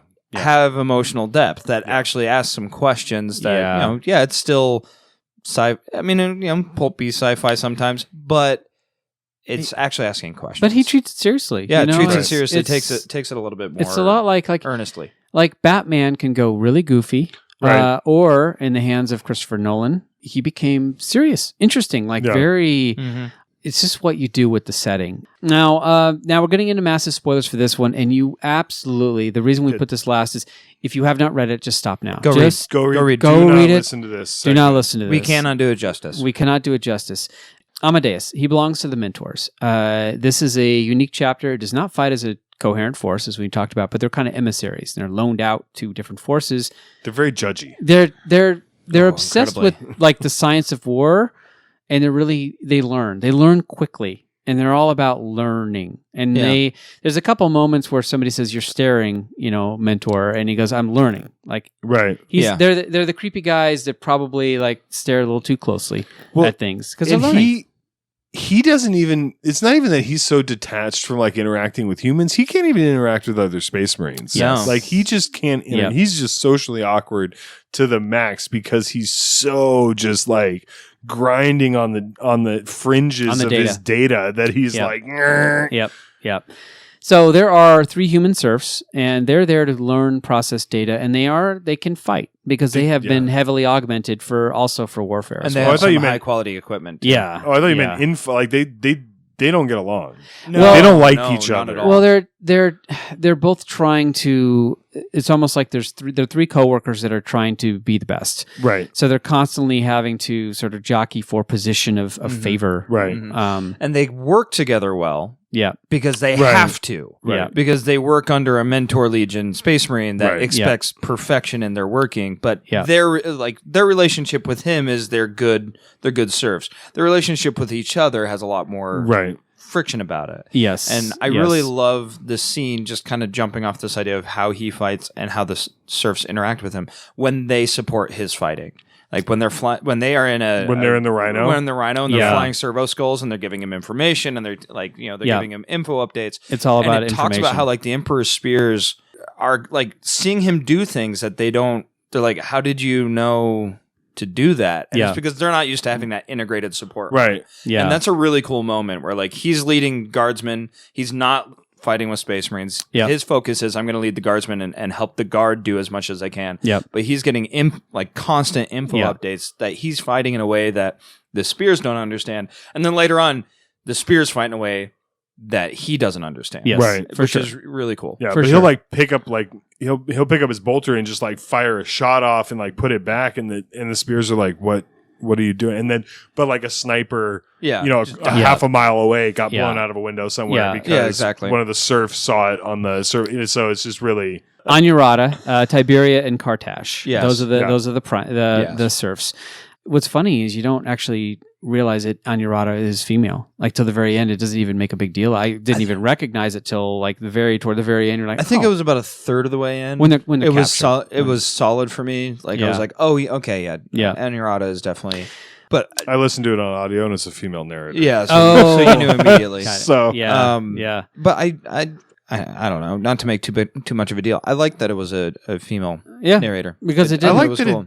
That it didn't I matter. think it's But cool, it but it didn't didn't make- matter. it didn't matter at all. affect the story. Yeah. It wasn't part of the story. Her being female yeah, wasn't a plot piece. Yeah. It was just yeah, a fact. yeah, Yeah, which Like, she is a female Yeah. helot. Two of the helots were female. yeah, Yeah, Tiberia as well. and Yeah. her both. And technically 3 were female because Ooh, Kartash. Spoiler. Ooh, yeah, big We'll get spoiler. there. We'll get there. We're already, We are in the we're already spoiler in section. Well, yeah, we can't give away the end of the novel before we talk about the We'll get there. basics. So, Yeah. they're there Because to. that was a great. My jaw dropped the second time that I read it, and I was like, So Definitely. they're there to process data. So they are augmented to be as efficient as possible at data processors. they carry like vortex grenades in it. Yeah, yeah, They, like, do not mess around. Shotguns and able to crack ceramite. yeah. Right. They carry like these. They themselves. She has a terminus eye Yeah, Yeah, they terminus themselves eye. are so highly Yeah. modified that Yeah. they're a threat to Space Marines. that they are pushing post-human Yes. kind Yeah. of stuff. Yes. Yeah. And so the Emperor's spears are kind of, as we talked about, they are sort of a Space Wolf salamander sort of mix in that they exist alongside the native quote unquote population that they come from, but they're not thought of as Honored. saviors or honored. They're like ghosts. Outcasts. It's outcasts. It's like this is what happens when somebody from the tribes become this other thing. They still exist with them, but they're not thought of as any kind of place of honor. They are walking sacrifices. They are. Yeah. They've been sacrificed. So- It's like I'm giving up my son to go fight your wars for you, and you're still that son sort of still walks around, but he's that's not not ever a with ghost us anymore. anymore. He's a ghost. Yeah. He's a ghost. He's That's not the ghost of my son. Yes. And it's fascinating because they're, you put it again, and I'm going to keep going back to Blood Angels, but you put it against like the trials and stuff in Dante Mhm. and how that's viewed as having an opportunity to go be Yeah. an angel and Yeah. serve the emperor among the stars, and Yeah. what your generational honor that would be if you end up being even just a serf yeah. to the Legion. Yeah. Yep. And then Nematon is one thing that's really interesting about the spears is that Nematon is a very feral Mhm. world. Mhm. It is not civilized. They are living No. in huts. Yep. There Yep. are shamanistic religious beliefs. Yep. And, it's very much, the dirt and the rain. Yeah. The rain in Nematon has this whole thing, but it wasn't always like that. So one of the things, reading through ADB's kind of comment, I went on a deep spiral when I first read this book, but it found like, Reddit threads and Yeah. stuff like that. But he talks about like it was a world that so they're an Ultramarine successor chapter. Mhm. It was a world that the Ultramarines tried to civilize. Yeah, Yeah. there's like And marble on it. So Yeah. there are Marble like, doesn't exist old- on the world, but there are marble buildings. Right, but they're crumbled. Yeah. They've Yeah. been reclaimed by Nematon, Yeah. by the planet. Yep. And because as soon as the Ultramarines like built these edifices and built these administrative, Yeah. the Nemetes just like didn't use them. Yeah. They're like, what? They tried to cool graft. building, bro. Why? I don't need to go there. Yeah. And just didn't use them. They tried to graft civilization on it. There's a scene in the book where Amadeus is talking to the serfs, Yeah. Anurata, and he's basically saying, who knows why they did it? Maybe there had been an Ultramarine chapter master who was going for glory and to outreaches, the very, very outreaches, he decided to plant this civilization on a culture that rejected it. Right. And so that's why there are these weird mixtures of civilization, but then Right. there's also, they prefer to live in huts. That's the Right. way they have do it, and that's how they've always done it. But they're so- very good stock for Totally. Space Or, Marines. yeah. Oh yeah, a And- lot of Space Marines come from. But that's tribal also cultures. why like they have the helmet crest, like ADB was talking about, like their heraldic elements and like the Yeah. way that they're Yeah. designed. They Yeah. have those kind of more Romanesque kind Yeah. of aesthetics to the Emperor's spears is because they're an Ultramarine successor in this. So they retained little bits of that, and then they retain little bits of their culture, but they're kind of outcast by both. Yeah. So it's just they just exist in a really interesting space. This Dembski Bowden, you know, where there's a lot of depth. There's a lot of depth. Yeah. So the Mentor Legion has the same number and color markings as the Star Scorpions. And the Star Scorpions used to be, along with the Celestial Lions and the Emperor Spears, the defenders of this system. Yes. Now, the Star Scorpions had a flawed sort of gene seed, genetics that they were breaking down. Yes. Yeah, let's tell the official story first. The official story is the Imperium, they declared them dead due to a flawed genetic material, and they basically gave the same heraldry and number to the new Mentor Legion. So the Mentor Legion is not, they don't share the same, and by the way, Star Scorpions had their own gene seed. We don't actually know where they're not they're not from Ultramarines, but they were basically declared dead. Yes. And then, oh, by the way, well, all right, mentors, here, we'll create this new thing called the Mentor Legion. You'll just share all the same stuff. We're going to recycle their... chapter 888. Yeah. Right. So which it feels like they could have just come up with another, but, whatever. Yeah. What it does, though, is it causes tension, because when he shows up as a member of the Mentor Legion, a single guy with a warship that's kind of broken down, it's not going to make the journey back, no reinforcements, and 3 heavily augmented human serfs, that's all he's got. And they look at him and they go, a couple of them call him False Scorpion. Because he's not, he's wearing what a Star Scorpion looks like, but he's not a Star Scorpion. And they say that he's spitting, on the memory of their brothers. Because, by the way, this happened a long time ago. trying to erase the memory of the Star Scorpions even existing. Yes. And we'll talk about the slight twist to the Star Scorpions saga, because it's not going to end here. Yeah, no, he's not making all that backstory just as a throwaway piece. So Amadeus and his serfs arrive on Nemeton, and there's kind of this Braek is. Well, they arrive in orbit. They arrive in orbit, and Braek's like, if you can't explain yourself, we're gonna destroy you and your ship. We don't care who's on it. Yep. We don't care where you're from. We don't care why you're here. Yeah. If you can't convince us not to kill you, we're gonna kill you. Yeah. And everybody on your ship. Because we're going to take your ship. Be sure that you're not a ruse, but the Exalkey. Yeah, which is the Chaos Force. Right. Yeah, this Chaos Force that we don't really know the because he basically the character of it. They ask him, look, why are you here? I want to know if you still are surviving and if you're still fighting. And he goes, we fight, we survive, or we survive, we fight. That's literally it's a very rude response back, which makes sense. I wonder how many Mentor Legion guys probably get turned away because they're just there to... Anyways. They're just there to... I'm here to judge you. Yeah, they're sort of being obnoxious about Report back. So, you're like, there's no reporting back, buddy. You're not getting back across the cicatric maledictum. We've tried. What are you doing? Well, and I think that's part of it, too. They land on the planet. They land on Nemeton, and this is the introduction to the Emperor Spears, as we talked about. The 3 serfs, they go collect data. Like, immediately they go into data collection mode. So they sort of like walk around and disappear, and they see some of the remnants of different things of Nemeton, including like a shrines and things like that. This is kind of where you understand a little bit about what the spears are like.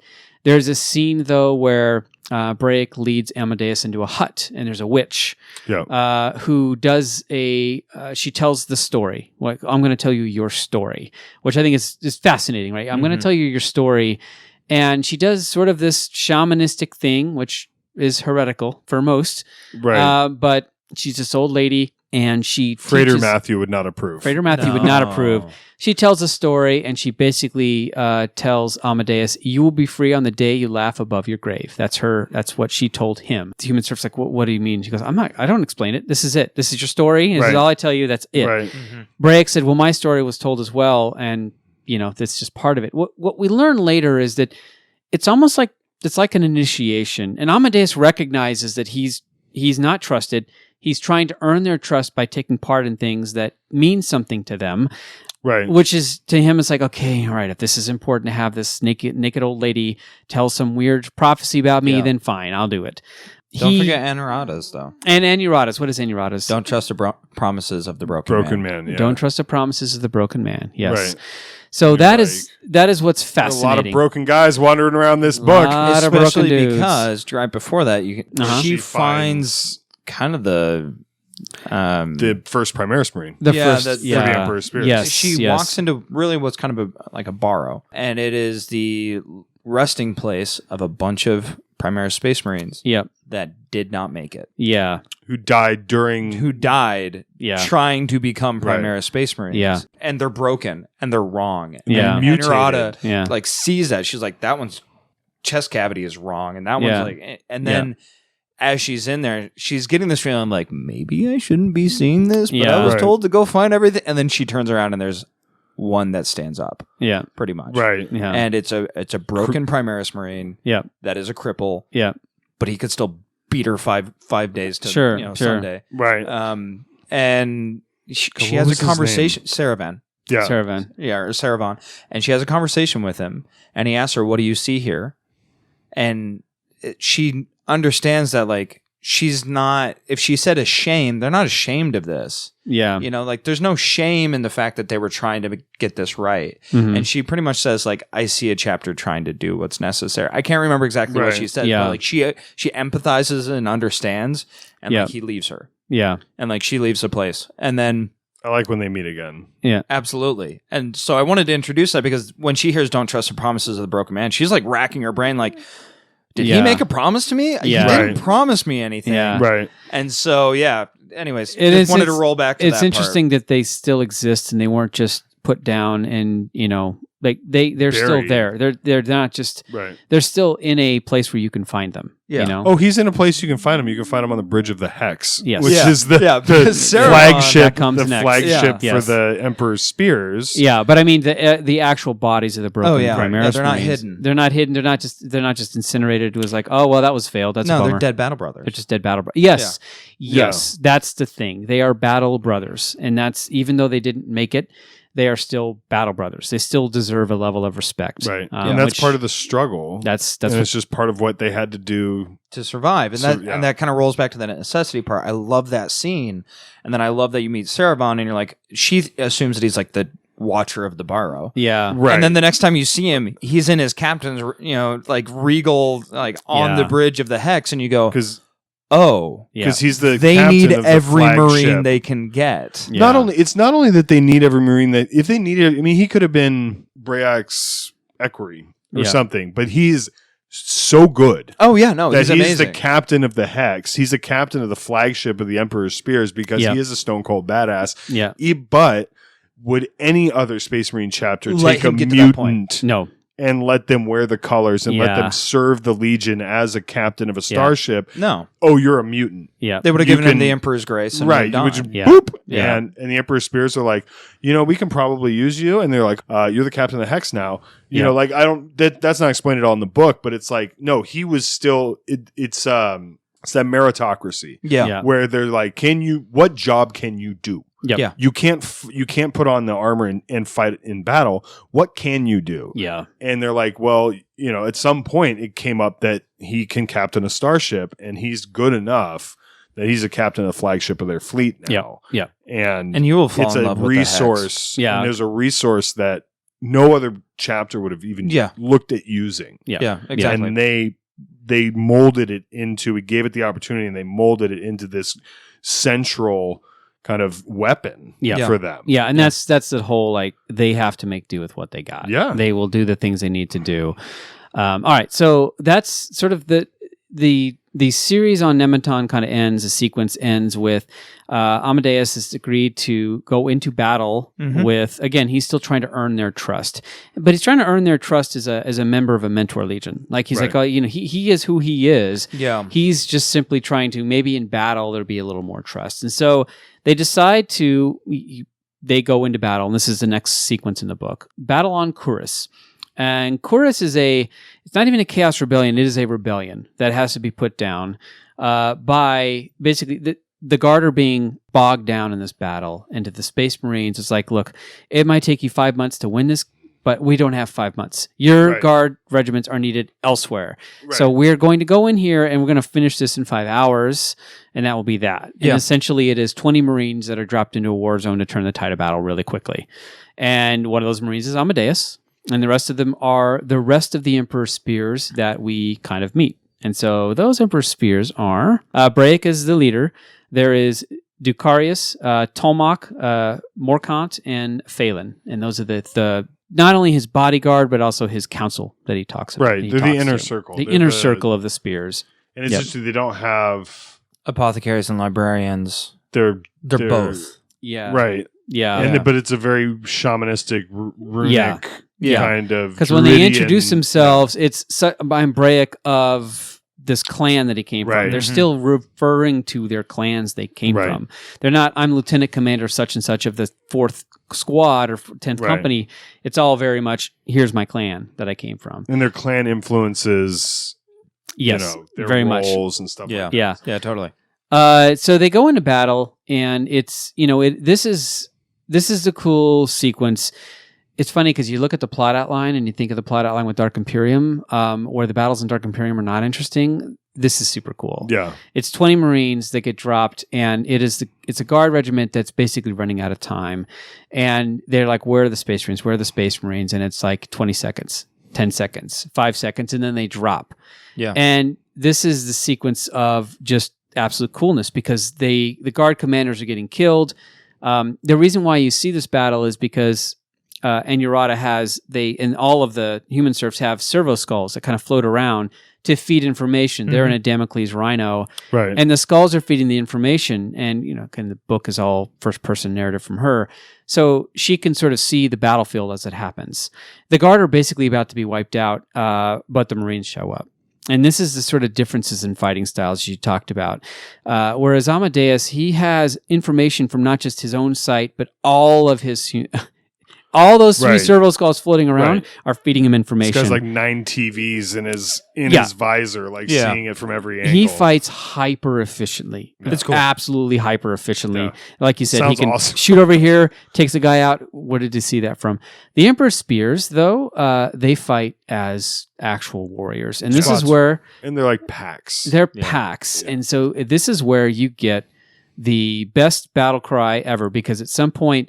There's a sequence where they're almost pinned down, and they needed to fall back. Amadeus kind of falls back. Already moving to support, because he's supporting the guard. He's like, I have to support these guys because the Emperor's Spears go, no, that's okay. We're going after them, and this is their battle cry, and I'll let you pronounce the battle cry. Skovokara ul Zarun. Yes. Skovokara ul Zarun. Which translates to Redden the Earth. Redden the Earth. Which is just the coolest And they start to hum this battle cry. And it's just this very guttural, you can hear the skin drums in the background as they're chanting this. Yes. And I just get hyped. It's not for the Emperor. Yeah. Right. No, it's this. It's their own. It is thing. death. Skovokara ul Zarun. And they just repeat it. And can you imagine hearing that out of the Vox grill of 20 Space Marines coming? Yeah. And they're Primaris, so an 8.5 foot tall. And you're just like, we're all dead. Yeah. Sweet, dude. This is a sweet rebellion. Nice to have known you guys. So they go in and they take down this massive push from the rest of the guard. And it becomes a point where the Anurata's servo skull's kind of following Braic, even though she should have been following, and she she chants it under her teeth because she gets so wrapped up in, and she takes helps out him. She helps him. She lasers a couple. She shoots a needle over his shoulder to get a guy that was getting close to him or something. Yeah. And he notices, and he was like, Okay. Yes. And so that's fascinating. The fact that she herself is sort of getting caught up later on. The Chaos Warlord she meets goes, "Have you gone native, girl?" So she stops saying yes and starts saying I. Yeah, stuff like that. And so that's that transformation. The battle is over, and it turns out it wasn't. It's interesting because it wasn't some Chaos Warband leader with skulls on his. It was just, she said, it's just a guard general that could have been a guard general in any regiment anywhere else. And he basically said, you guys left us. The Celestial Lions were not here when the Chaos forces, we had to join with them. You don't understand. We didn't have a choice. And of course, there's always a choice, and they're heretics. And he makes a very... undignified ending, despite the fact that he wants an ending. But the fact is that this is that humanization of chaos. Chaos doesn't have to be psychos with tattoos and tentacles, not always. All that, right? Not always. It's just a guard regiment that felt that this was the way forward. Otherwise, they weren't going to be there.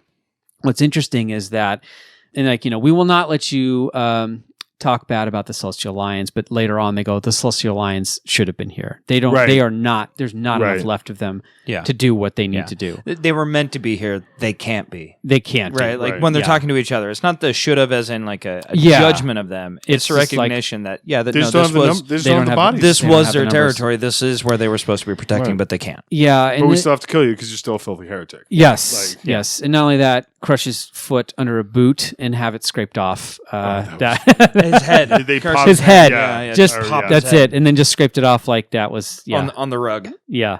Yeah. And it was funny because the narrator says, it wasn't the gore because she's used to gore. She's seen Right. gore. Yeah. It was the absolute disrespect and the absolute level of like, this person is so beneath me. Dismissal. Dismissal of it. Dismissal of it. Yeah. Yeah. Like I'm going to squish your head like a grape. I'm going to wipe it on the rug. Of the carpet of the palace or Yeah. whatever. Yeah. Well, and this pops up. She describes seeing Amadeus kill diplomats. Earlier in the book, she talks about the first time she ever saw a Space Marine fight. Mm-hmm. And she is unnerved by it. Yeah. Throughout the Right. whole book, she's unnerved by Right. watching Space Marines fight. Yeah. And it's not that like she says, I don't mind death. Mm-hmm. She's unnerved by them, by what they can Yeah. do. Yeah. She watches him kill 9 guys that are pulling weapons around him like in an instant, pretty Yeah. much. And you it's know. like because they, especially like the Mentor Legion, like they'll hit you just right on the right joint Yep. that your like leg flies off, and Yep. they'll just it's so surgical but so brutal, and Yeah. like they just have no chance. Yeah. So it's just so unnerving that something that big and Yeah. something that Yeah. hulking can move that fast and Yeah. be that precise, and she's Yep. just like, this is freaky. This freaks me out. And by the way, at the very end of this, I mean, after this battle, I love the fact that they fought differently. And I can see like it'd be really cool to build a Mentors Legion that has Yeah. all this knowledge, or to build a Emperor Spears, because they fight very differently, but they're fighting very They're both cool, Yeah. valid ways. Yeah. And I think I, he paints that picture for sure. I mean, I did it. I was collecting some Emperor Spears, transfers, stuff like that, and I did an Emperor Spears kill team, yeah, and I was going to do Emperor Spears, but they might show up, maybe a little, maybe later. Yeah, couple yeah. squads or something. Yeah. The Celestial Lions, by the way, they are basically a dying chapter. And there's rumors of the reason they are dying is because they spoke out against the Inquisition at one point. Right.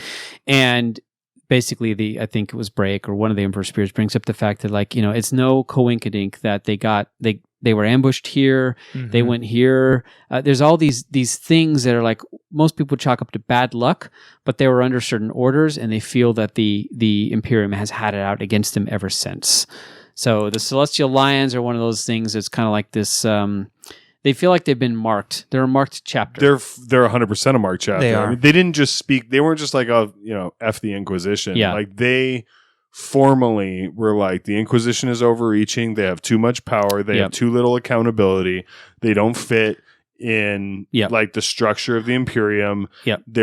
They're not. They probably shouldn't have made that a formal thing. Like the Space Wolves Right. do it as an informal, like just get out of our way, or we will fire on you. right. They went so far as to make it way too. Yeah, they played the game wrong. Yes. Yes. They didn't Yes. understand it. You can go against the Inquisition if you have leverage. You can stymie individual inquisitors. You Yep. can stymie entire inquisitorial like cadres. Yeah. Yeah. If you have the leverage and if you have the politics to do it. right. Yeah. They went against the Inquisition as an institution. Yeah. Right. And the Inquisition is fractured. It has factions, and they Sure. all have their agendas. But as soon as you go against the institution of the Inquisition, They're like, Yep. okay. they'll put you down. Even if you are an Inquisitor, as in Even the Eisenhorn books Right. and the Ravener books kind of Right. point out. Yeah. Yeah. They'll put you down, and the Celestial Lions have been slowly put Yeah. down. Yeah, because they'll like, by because the thing about them is Inquisitors. they'll be like, okay, you guys, like, what I can imagine is, somebody in the administratum will tell them, okay, well, your resupply is going to be over here, and so they like go to get resupplied and like get ambushed, Yeah. Yeah. Yeah. Things and like you're that. like, and lose, 3 frigates or something, Yeah. and you're like, Yeah. And over time, huh, it leads to a chapter that's dying. right? Yeah. So slow process, but after the happens. battle, there's the White Huntress. Inquisition has time. Yeah, they've got all the exactly. time. The White Huntress, which is the Venatrix Candiditis. Candiditis. It's called the White Huntress, which is a chaos ship, and it's fast. It's really fast. It basically Almost as fast as the Hex. It shows up, but it can warp really quickly, and the Hex takes a while. And it shows up, and the Hex decides, do we chase after this? And some of Brake's council's like, we have to this dang ship for years has been this shadow that we have chased, and it is this awesome little scout ship that we need to do something about it.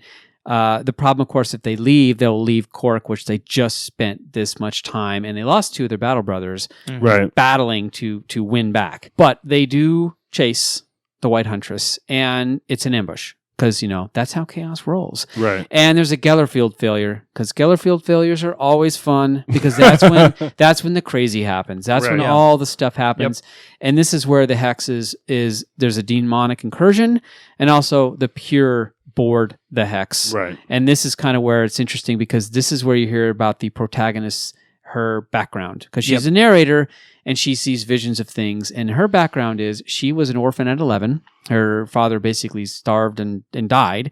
It was her and her brother. They were both chapter serfs for the Mentor Legion. Her brother did not pass the trials and was never heard from again. So she admits later on that it's not so much she hates the Mentor Legion, or she held a childish grudge for a long time because she believes that her family starved and died, and her brother, he didn't pass the trials. What does that mean? He's a servitor or he's dead. Like that. Right. That's literally his thing. And she says that he was too pure, or he was not strong enough to be a Mentor Legion. He didn't have enough of a loss of humanity to make it. And she knew that when he left. Yeah, and he did it to try to improve the condition of the family. Yes. Like, he was like, if I can become a Space Marine, I can elevate you guys to a higher level of chapter serf. Yes. But what's is interesting about all that, of course, is when you're a Space Marine, you don't have any family ties. Right.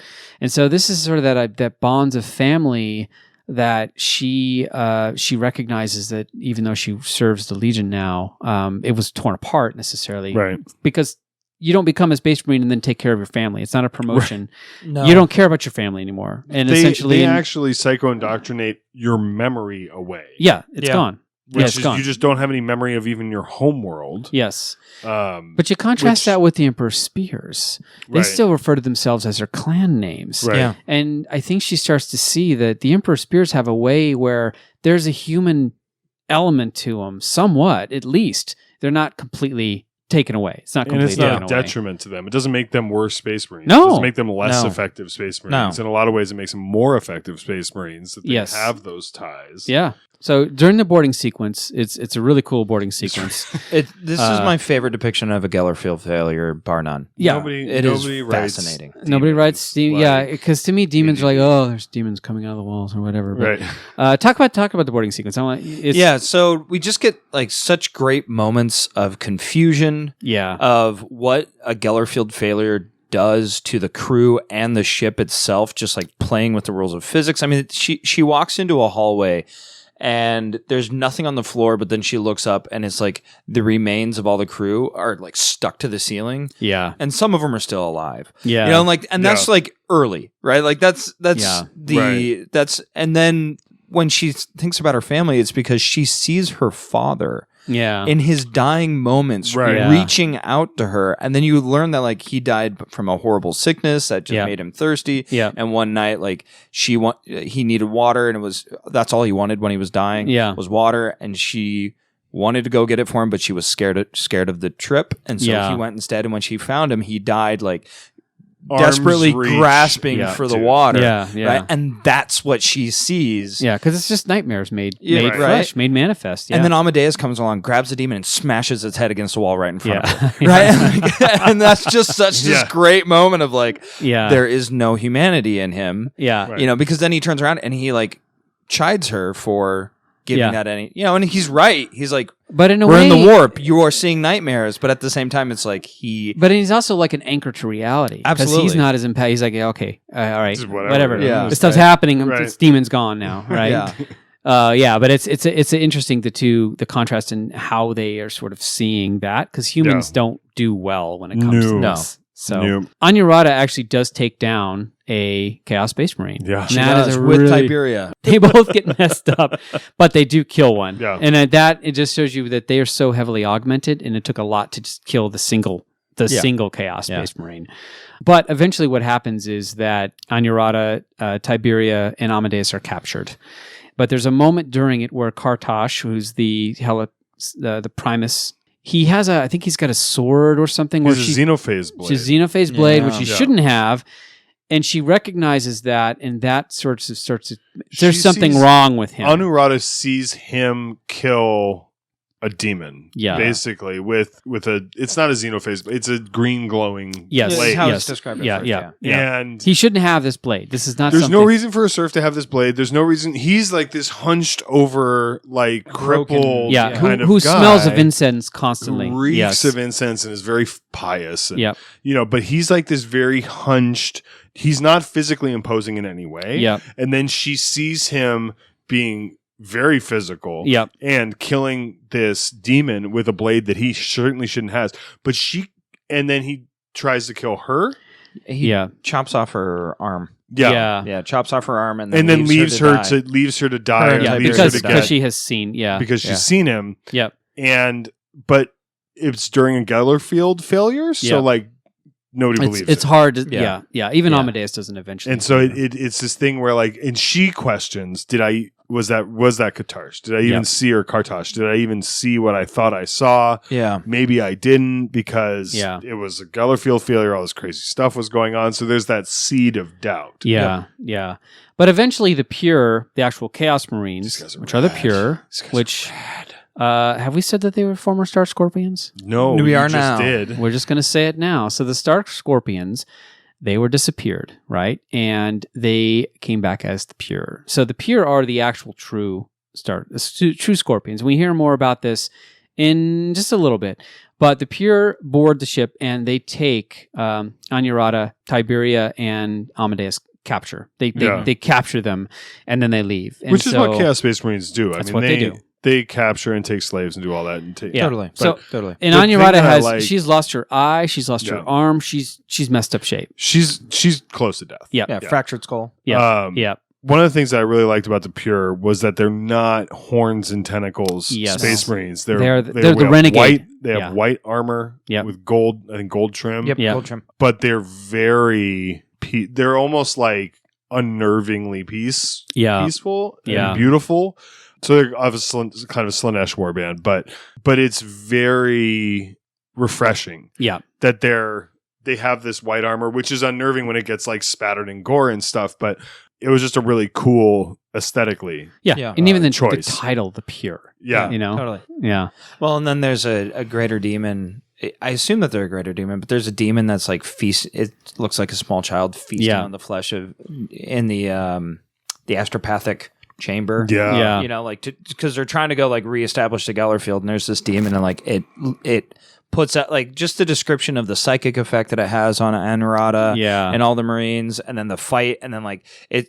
You know, they start fighting, and this demon latches onto a space marine and starts vomiting all the flesh that he's eaten. And it's just like Yeah. acidic and burning away the armor. You know, it's just Yeah. like oh. So then we it's have good. we have a capture sequence where Anurata and Tiberia are in the hull as slave quarters. And Tiberia basically keeps her alive because she was close to death. Yeah. And they're there for basically months. Yep. And it's kind of this, it's one of those, you know, the movie, the novel slows down a little bit and it's about how they survive, basically with a bunch of other chapter serf that have been captured. Mm-hmm.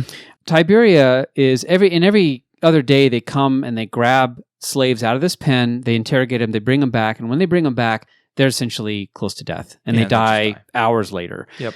And one day they come and they take Tiberia, and Tiberia is brought. And then when she's brought back, basically, Anurata says she should have died. There's no reason she should still be alive at this point because she's been tortured. Mm-hmm. And there's a really sad sequence where she would cry, but she doesn't want the tears to hit a wound and make it more painful for her. Yeah. So Tiberia actually is able to tell Anurata that Amadeus was captured and is alive. Mm-hmm. And through like Morse code, like wrapping her knuckles. 'Cause Yep. that's all she had left. Yep.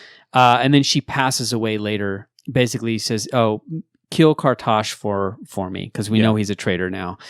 Basically, Anurata finally meets the Chaos Warband leader, is Nar Khazar.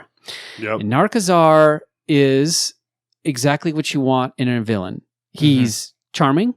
He's interesting Well-spoken. guy, well-spoken. He's eloquent. He's just a guy that's just, hey, this is what happened to me. Right. And their story, the story of the Star Scorpions is they were lost in the warp for a while. And there was some level of taint. And when they came back, their homeworld was essentially, they had been declared dead by the Imperium. They came back to their homeworld, and their homeworld was under Exterminatus. So essentially the Emperor Spears shot first, and the Imperium essentially said their homeworld is to be destroyed. So the Star Scorpions at this time tried to fight back from their perspective, and they essentially, their homeworld was destroyed, and they have been fighting ever since, and they believe themselves to be the true owners of the Veil, and that's kind of their story. Right. So they call themselves the Pure now. They're no longer the Star Scorpions. And all what Narkazar wants to know about is the Mentor Legion. He knows all about the Emperor Spears. He fought with the Emperor Spears. He knows the Emperor Spears. He wants to learn about the Mentor Legion, because the Mentor Legion in him, he goes, that's unfinished business. Eventually we will take them down. That's what we will eventually do. But for now, we have to take out this. We have to take the Veil back. We have to own the Veil. And so this is some of my favorite moments. It's just, Chaos Warband leaders can be so cool. That not the extreme anti-heroes, because he's well-spoken. And Anurata's like, you deserved it. You deserved it. You were tainted. This is why you were destroyed. You should have been destroyed anyways. And he sort of just savors. And he goes, she's not wrong. Yeah. But yeah, because they were tainted. They were chaos tainted. Right. They don't see it, but they were. Right. But Narkazar does, rather than get angry with her, he goes, rage is just so intoxicating. I just love to hear the pure anger. Hatred. He goes, hold on to that if you wish, because if it amuses you, hold on to this rage. Right. Because to him is like, okay. But at this point, there's some distant thuds against the hull, and it feels like they're under attack. Has been for months. Has been for a while. And Narkazar sort of recognizes during this conversation, he looks out and he goes, it must be, the hex must be here. And Anurata goes, no, that's not the hex. And it wasn't. It's a Celestial Lion's ship that eventually comes in to save them. And it is the Lord Ikain Dabaku was the chapter master of the Celestial Lions. And eventually it is the Blade of the Seventh Sun, that's the ship that comes in to rescue them. So it comes in and it basically takes the ship over. So the White Huntress is finally captured. Can we be a little bit more specific? Yes, go ahead. It rams it amidship. Yeah, that'd be better, it's such a satisfying moment when it It's rams always- it. Yes. Yes, I forgot it does ram amidship. They gave in the audiobook, they gave Nkene a very thick African accent. Did they really? Yeah. Oh, I wouldn't have thought. Okay, all right. So it really made a different mental different. picture of Nkene Daboku or so Nkene Daboku, yeah. So he's this it's just kind of a very different chapter. I think the Celestial Lions are rad. If their color if I liked their color more, I'd be all over them because they're just they're so cool. Yep. Anyway, you there's like gold. Yeah, gold and blue is like my thing. Something about them. I don't know the way You're like a Stormward. The ratio, Yeah. But they're saved. Amadeus is captured, but he's been tortured this entire time, and he is flayed. Yeah, there's not much left of him.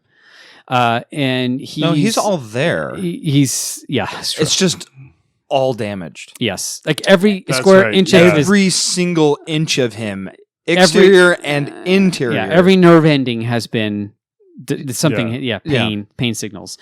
So yes, you're right. He's there, but there's not much left of him as far as like he should not be alive. He's scar tissue. That's it. But Chaos Marines know how to keep going, and Narkazar said, give him just a little more longer, he would have broken him. Which Amadeus is there, and he's near death. Anurata is, of course, also was near death, but is saved. So one of the things that is just so malicious about what the Pure did to Amadeus is they purposefully burned out the areas that they would need to put him in a dreadnought. Yeah. So he wouldn't be able to be interred in a dreadnought. Yeah. So he was just like useless. Yes. Yeah. Yes. Essentially. Yeah. And he just could not, he was still alive, but he could not function as a Space Marine, and they specifically burned out the connections that they would have needed to inter him in a sarcophagus, which is just spiteful. Yeah. Not that the Emperor's Spirits would have done it anyways, but they can't. But it's just one more thing. Yeah. It's just pure spite. And so, eventually, he has been near death for a long time. But what he is saved by is the fact that when the Mentor Legion came, they understand the secrets of sort of the Primaris Marines. And not only that, they know that Calgar crossed the Rubicon to become Primaris. Right. Was able Yeah. to successfully do it. Now, the Emperor Spears had never done it, and you saw what happened on their own homeworld with just regular humans try to become Primaris. There are some problems here, but the protagonist, essentially, Anurata, says, we know how to do it, and here's the archives to do it, and the only way we're going to save Amadeus is to make him a Primaris. Right. And the only genetic sort of stock of material they have on hand, of course, are Emperor Spears, but they're both, because they're both Ultramarines descendants, they're both blood brothers, quote unquote. It works, but you see the difference now is Amadeus is literally becoming an Emperor Spear, like literally. Yeah, So- he has the Belisarian furnace and the I can't remember what the other one is. yeah, but The I other. love this part. I mean, I love Yeah. all this stuff. Yeah. I geek out on this Yeah. part of the lore and this. But far be it from being boring like it is in Dark Imperium, it's like interesting to talk about it, the transformation he Right. goes through. Yeah. So Well, and not just because the surgery takes a long time, they have to just they describe how long it takes and how much effort it takes, and like there's a tech adept helping, and Yeah. the they're also kind of apothecaries. winging it. They're like, well, we're gonna find out, and he dies multiple times on the table, Right. like that That's kind of just how stuff. that rolls. Because it's like trying to do surgery out of a textbook Yeah. without actually ever having done the surgery. Exactly. Yeah. So you're like, okay, so I'm supposed to do this, and Yeah. you're working on. It's not like you're working on a fresh Yeah. body. You're working on Yeah. this flensed, destroyed Yeah. husk. But the spears, part of the reason why they do it is because they're going to learn how to have Marines cross the Rubicon. Right. Yeah. So like that in of itself is valuable. But I think what makes it even more interesting is that after Yeah. the surgery, it's not like, okay, the surgery's done, you're awesome, Amadeus, you're No, cured. Yeah. There is this No, that was my massive favorite part of the book. period of like, Yeah. First of all, he's gotta road to recover. Yeah. Yeah. but then even once he's conscious again, he woke up in a different body. yeah. He's no longer himself. He's Yeah. taller. He's Yeah. stronger. He's faster. Accidentally crushes stuff because he doesn't know how much strong. Yeah. It was really His reflexes are off because he's not right. used to he sort can't of. fight Yeah. because he's uncoordinated. Yes. And for a mentor, it's like almost a fate worse than death. He was Yeah. like, Yeah. you should just let me die Yeah. instead of being clumsy. Yeah. Like Yeah. he would rather be dead than be clumsy. Yeah, and there's that scenes where Brayek comes in and they do this sort of the battle sequence and let's spar. Yeah, let's Let's and spar, yeah. You can see what he's trying to do. They're trying to bring him back. They're trying to and give him confidence, they're but trying to- he yeah. knows Brayek's taking it easy on him and it Yeah. pisses him off. Yeah, he's Yes. like, go find somebody that will take this seriously. Right, Yeah. because Brayek's just like slapping around and like beating him. Yeah. And that's Yeah. a problem. Yeah, for sure. Um, But the recovery process is interesting because it's not like he's awesome all of a sudden, right? Yeah. Right. It takes a long Yeah. time to get there. Well, and what I like in this recovery process is that it's not just a physical recovery process. And this is really what I feel like the book does the best, is that Enurata loses a lot of things that she thought were, Mhm. like bionics and her Mhm. terminus eye and her ability to like store memories. All the like, cool stuff, yeah, all the all of the Right. stuff that Yeah. has made But she her who she becomes is. more human yes, Yes. as she loses those Because things. Yes. she fights, she watches Kartash like kind of abandon Amadeus when Yeah. he's dying and like Right. become an Emperor Spear Serf, and she's like, no, I'm going to fight for this person that I actually don't owe anything to. yeah, Like, this Space Marine that has never had a connection with me, that I actually kind of despise because of what happened with my family, but I'm going to fight for it because I choose to. And then for Amadeus, he comes out of this, and there's this amazing scene after the training and all Yeah. that, where it's not just him looking at his body, it's him looking at himself saying, who am I? Yeah. And it takes place in the kind of like I can't remember the term that they give it, but it's pretty much the Hall of Remembrance for these, Yeah. for the spears. It's Yeah. on the hex. Yeah. And it's, they have statues of all the Marines that I have love died. the statues. Yeah. And the statues are like, they're carved by people that loved these Marines, as Yeah. battle brothers, Yeah. and she says that like these statues, a lot of them are just gorgeous. Yeah. But then what's amazing is that they have these like amazing, heroic statues, and then underneath it they have like little, she says they're almost at the level of vandalism, Yeah. where Right. like, they're little inscriptions that have been carved in, and they're humorous. Yeah. Right. Yeah. One of the battle brothers are like, no one would ever say that he was a smart battle brother. Yeah. He was told to advance with his head down, and he fought well for the chapter, but Yeah. he got his head caved in. Yeah. Because Right. like the helmet's sitting there with a hole. Like through nobody it. said it was a great. No, we didn't lose a great Right, source of yeah. knowledge. Yeah, Yeah. we that didn't. day. This chapter Or- did not lose a great thinker. You know, Right. like, Yeah. Or it's like, and then, he thought he was pretty, but, the bolt round actually improved his looks, and his like face got blown off by a bolter. Yeah. Yeah, but that shows the difference in, again, that's the theme of the book. The mentors Yeah. don't kid around Now- like that. No. If the book had ended here, I think we would have had, okay, that was good- a really pretty good interesting, book. that was a good Yeah. book, but Yeah. it doesn't. It does not end here. No. Because, Hold on. oh, go ahead, One- keep going I before we go. I just want to finish this thematic element. Yep. While she's down there with Amadeus, he rips his soul to shreds Yeah. to try to figure out what is the core. Yeah. And it's this great moment where he's like, "Who am I?" And Yeah. he's like going through everything that makes a space marine. Yeah. Right? He's like, "I'm a marine without a chapter. Yep. Right. I'm a weapon that can't fight." Yep. Yeah. And just like all of these, like he'll never be able to get back to the mentors. He'll never be able to do this kind of stuff, and that takes place in this moment. He doesn't ever find. Well, he doesn't find the answer then. No. But she's kind of like listening, and she's realizing he's using all of that thinking ability and that processing power Yeah. that she's been marveling at, and Yeah. which is Is kind now of terrified like bigger and faster. Yeah. As Yeah. well. to think about who he is. Yeah. Right. They don't. You don't often get, because that's all given to them. That's all. This is what you are. This is what you do. That's a This good is your point. chapter. Yeah. This is the emperor. This is this is what you believe in. This is your purpose. You are a weapon. Mm-hmm. This is your purpose in life, is to Yeah. fight and die for the emperor. Yeah. This is how you do it. These are our rights. Yep. Here are our rituals. Here Yeah. are all of our stuff, and that's all grafted onto them in psycho indoctrination. Basically, they wake up with all that. Yeah. Yeah. And then But to have it taken so away. then it gets And to have to just build it gets back up? stripped. And Yeah. and then he's sitting there being like, what even am I anymore? Yeah, and You she know. tells him at the very end, like, "You're gonna need to choose." Yeah. And he's You're like, gonna "That's need the to most. make a direction. That's something I've never done." Independent thought is Yeah. not. Yeah. Independent decision making skills are not like a Space Marine's. Not those forte. big life skills. No. Like they don't No. choose careers. Like No. Right. that's true. Yeah. That's a good point. Yeah. And Amadeus had to get to this point in order to sort of decide to Well, it's the Like hero's he- journey. like you he- have to he- get to yeah. the bottom of the trough to Yeah. make it yeah. to the climax. And he doesn't go native, quote unquote, like No. Inarada does, because he wouldn't. But Yeah. with all of this happening, yeah, he does eventually. We'll get there. All right, so Ikane Dabaku, Chapter Master of Celestial Lions, and you get the sense of how much, really quickly, ADB does a good job of saying how much people love him. Like he is a Right. loved. Brayak loves him. He's not The only Emperor the chapter Spears master love of him. the Celestial Celestial Lions. Lions. He is the head Space Marine in charge of Alara's Veil. He is Yes. the commander of the Defenders of the Veil. Yep.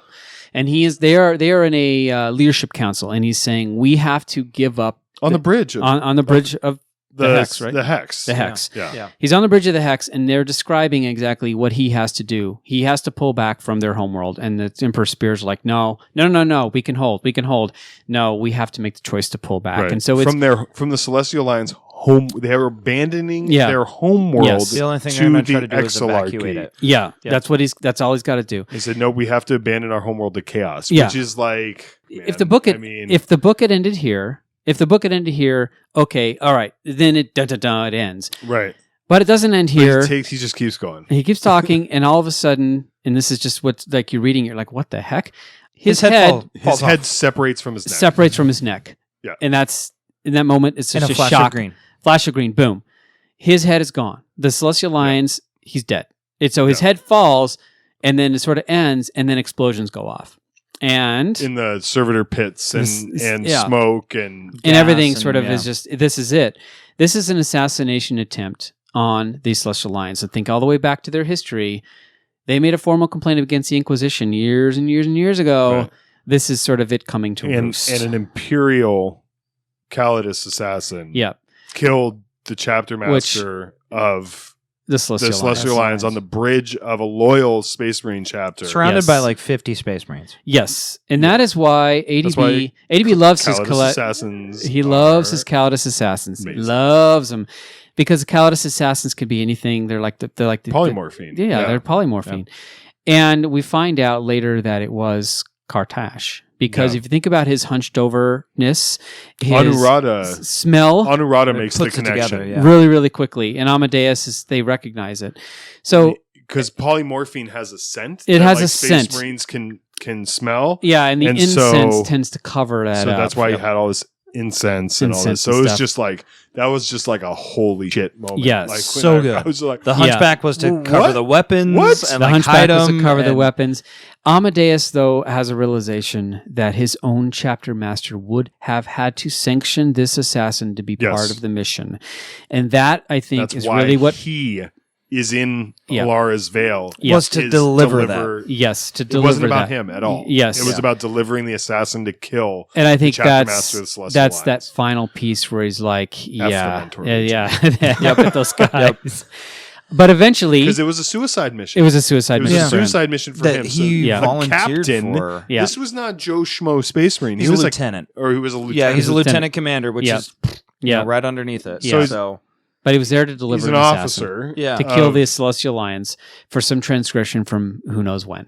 that he had nothing to do with. When it's such a And- waste to, because it doesn't make any sense. and Right. and the thing that scene shows you just how much Akene is beloved yeah, and effective. yeah, Yeah. You know, like he is an amazing leader, and Amadeus is enveloped by that like leadership aura, Right. like, yeah, with love and acceptance of it. You know, like by this point he's recovered, and the spears have accepted him a lot. Yeah. and he's accepted by Akene, and Kene is excited to talk to But him. Kenny and, like, didn't give him any about being a No. false scorpion. No, there or was- being no. a mentor. Yeah, it was just he like- was like, "Hey, hail, brother, well met." And then Yeah. he Like- watches him get killed by an Imperial assassin that he delivered. Right. Yeah. And there's this moment that after they get arrested by the spears, He you thinks know, the spears are going to kill him. yeah, Yeah. and Enrata is sure that they're Yeah. dead. And by the way, Enurata had suspicions about Kartosh and told Amadeus often, And and told Amadeus Brea said and no. told the spears, everybody, Kartosh is not Kartosh. Yeah. And everybody was like, "Oh, you're seeing things." Yeah, you're seeing Yeah. things. And I just love the realization that she has of like in this moment when they're in the cell, and he's very bitter about what Yeah, the mentors had him do. She Yeah. realizes he loves the Imperium. yeah, Yeah. It's not just that he's fighting for it out of duty. Sure. He loves the Imperium and viewed it as an overall good, yeah. which she And doesn't. here's like this infighting feel that as is much. just like, Yeah. what are you guys doing? This doesn't make Yeah, any sense. this- Why did I yeah. get? How why does this me? benefit the Imperium? He's Right. watched this force that is slowly getting eroded, trying to hold on to Imperial values that he Yeah. loves, Yeah. and here's the Imperium making it even harder. Yeah. So yeah, it's a great moment. He did everything right. He was an exemplar, and they just sacrificed him to kill the chapter master of another loyal Space Marine chapter. Yeah. Yeah. And Yeah. it's just like, that's so incongruous. Yeah. Yes. And that is That's grim Aaron- dark, Aaron right? Dembski Bowden. That's his. Yeah, like, so that's good. his the thing. Imperium is not a happy place, No, guys. no, Like, it's not. There's not always, effective, even it's not no efficient. matter what happens, Yeah. there's still grudges to Yeah. basically settle. Yeah. There's still Yep. things to settle. It's still petty. It ends with so they're on trial, and they're okay. They recognize it's Kartosh who did it, but Yeah. they can't find him because her Oh, well, because her she got shot up a bit. well, trying yeah, to get off the bridge. So It's- they found some blood. Like she got hit with a couple bolt rounds. they got it. Yeah. Yeah. So Anurata goes to her quarters, and basically this black shape falls from the ceiling, and she describes it as it just falls. Right. Versus Kartosh is injured, like grievously injured, but he can sort of tries to make a play to like, hey, we can. You've been a chapter serf your whole life. We can get out of this. We can give you Yeah. money, drugs, whatever you want. yeah. Don't you whatever. finally want to be free? Don't you want to be Right. Is free the of idea all like this? not Yeah. Just get fighting me off for a this war ship. machine that's Yeah. going to kill you? Yeah. What don't you want to make a choice? Which is Yeah. all. There's a quick battle, but Anurata has a vortex grenade, which So- I and love. This is when she's actually slightly tempted because I mean, Yeah, countless there's assassins are always- good at what Right. they do. Sure they are. Taps into it, knows her, right? Right. Spent all this time, and then she hears in her mind, "Don't trust the broken man's promise." Right. Yes, And yes. that's when she launches she the forgot. vortex. Yes, and the that's when she vortex tosses grenades. it. Yeah. And a vortex grenade is described as basically it's just this portal that sucks everything into it. Right. Right. And so It can destroy, like, if in the right place, it will destroy, like, a starship. yeah. Like, Yeah. it, So it's there and Nothing it's to mess with. sucking this, it's all this. Yeah. It's like a bulkhead, the bulkhead. like a bulkhead breach. Yeah, It's all yeah. getting sucked out. And Braic shows up with, I think, throws a spear. Amadeus and Bragg both show and up, they yeah. both up, and then the Kartosh is bisected, like he's gone, And he's bisected and sucked into the warp. and Yes. sucked in. Yeah, so So, that's it. That's the end of Done. that. Kartash Yep. is... And of course, that is essentially the end of it. And Anurata's told, good job, but if you ever throw another vortex grenade on my ship again. You're We'll out. have words. You're out. Yeah.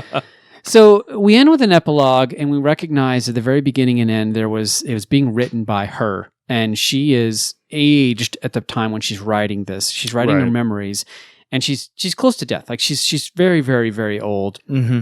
And it was a guy named Badhoon. Vadhoon. Who you're like, who's Vadhoon? Well, Vadhoon is Amadeus, reborn. That is his Emperor Spear's name. Right. And so it ends with kind of like, this is the first part of the chapter. So, and I don't remember exactly what had happened with the Chaos Warlord, but we'll see. So how it ends, I think she's just sort of writing it down. Yeah. But we have 2 more books left to enjoy. So this whole story is essentially the humanity and the gaining of humanity by both Anurata and Amadeus as they're introduced to the Emperor Spears and the stuff that they go through. Them being broken down and built back up in the presence of, I guess, a chapter that values brotherhood versus just duty, but the brotherhood is strong. Yeah. And that's what you love about the Emperor Spears. Because you recognize it's insane for them to go and kill a chapter master of a Celestial Alliance for perceived slight. That doesn't make any sense. It's literally 0 sense. But they still fight for the Veil. Yeah. So, Right. And then for the people. And for the people. The Veil. And because it's their duty and it's what they're sworn to do. Yeah. But that's their job. That's their job. Yeah. But they know they're losing. They are. And they know they're losing, but and it's bleak as a setup. But if a couple ships with a couple thousand Primaris came through the Veil, I mean, things could turn, I think, pretty quickly. But it's bleak, but it doesn't feel like it feels like they do it out of not so much just they have to do it, and it's not grim. It's grim dark elements, grim. but Braic is they're brothers. Yeah. Right. And you sense the love they have for each other. The end point is grim. How they exist in that story is not. That's what they do. What are they going to do? They're going to sit on their homeworld and pout? Yeah, Like, they don't give up. They're going to fight. No, they're going to fight. And they have humor and brotherhood, and Amadeus makes a really weak joke at some point, and it's like the first joke that he makes, and and it's one of those things that's like, hey, he made a joke, right? Like we're getting through to him, right? Like, and so that was a great scene. Yeah, it's these great moments with it. Like the book itself doesn't feel as grimdark, but the path is because the joke was like really self-deprecating about him being boring or him being it was something like that where he was like making fun of himself. Oh yeah, no, they were asking him how he felt. It was when he was a Primaris Marine and he was trying to spar, and they're like, "How do you feel?" And he just like taller understates it, and they a weak joke, but they loved it. And So I think we're obviously clear in especially talking about these spoiler filled reviews is that Dark Imperium is the bare minimum you need to put out a Black Library novel to sell product. This is an actual novel, of actual themes of just being absolutely great. ADB continues to be he's just got some of the best stuff. Yeah. He's just the best stuff. You will connect with these characters. You will connect with them, and you will understand sort of their progression, and some of the shocks that happen are genuinely shocking. Yeah. And the battle scenes are genuinely striking. And he can paint a picture of a Celestial Alliance chapter master in 3 pages of exactly why they love him, just so effortlessly. And he doesn't. And by the way, he doesn't. That guy had never shown up at the story at all. No. He just sort of shows up. Nobody had talked about It's everyone's reaction to him. They never say, "Wow, you're amazing." Yeah. They behave as if he is amazing. Right. And that's the gift that he has. That's a gift of what a good writer does. And when his head falls off, I'm sad. Yeah. You're just like, what is going on right now? Right, This right? is Like, insane. No, the confusion was real, and just the kind of the loss. You're just like, oh god, that's going to make their job even harder. Yeah. So I think obviously one is a book, and one was told to write. And I think Emperor Spears does a lot of things that he has done in other novels. He has a human protagonist, which helps to sort of frame the power of the Space Marines. Which is why he does it. Yes. Like talked. It's not. He on talks accident, often about how Dan Ebnett does too. Like Dan Ebnett had a book called Salvation's Reach where he wanted like a company of Space Marines. They sent him 3, and you get 3. Yeah. That's all you get. 1, 2, 3, and they're like, well, that's all you need. You don't need any more than that. You sense the power of the Marines when you have humans there. Right. So, and also, he does a couple other plot things where the Marines that are interesting to him have human qualities to him, and he contrasts that with the ones that do not. Right. In the Night Lords trilogy, there's a sequence with Blood Angels, and the Blood Angels are just sort of bland, right? They're just duty, honor-bound things.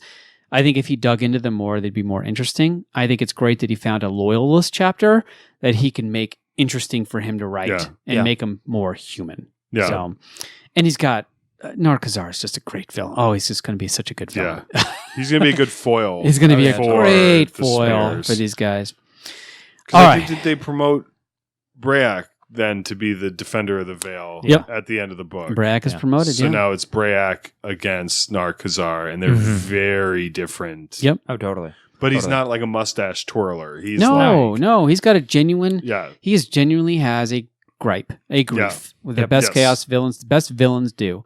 They have a point of view that you can at least go, I understand it. right. Yep. I don't empathize with it, but I understand it. Yep. All right. So that is it for our Black Library Book Club. That was a long one. I think maybe we'll stick to one novel next time. Yeah, we really dug into a lot of the like events in these books, but I like that we weren't just talking about the events as, oh, this was a really cool thing. We talked about how it built a lot of the themes, For like, sure. especially Yeah. in Emperor Spears. But I mean, honestly, we got more discussion out of Dark Imperium than I expected. For So, sure. Thank you so much for listening to the show. We love to hear from our listeners, so please feel free to message us on Facebook or email us at thebattlehosts@gmail.com. If you'd like to support us, you can help us in a few different ways. You can tell your friends about us and like us on Facebook. You can leave a review on iTunes, which helps to boost our listening audience. And finally, you can support us on Patreon at patreon.com/thebattlehosts. For as little as $1 a month, you can help us with the cost of running the show and staying engaged with the 40K community. All right. Well, thank you for listening to our very first Black Library Book Club. Thanks for listening to Battle Hosts. Remember to be a better gamer. and write a better Black Library novel. Very good. Yes. Good night.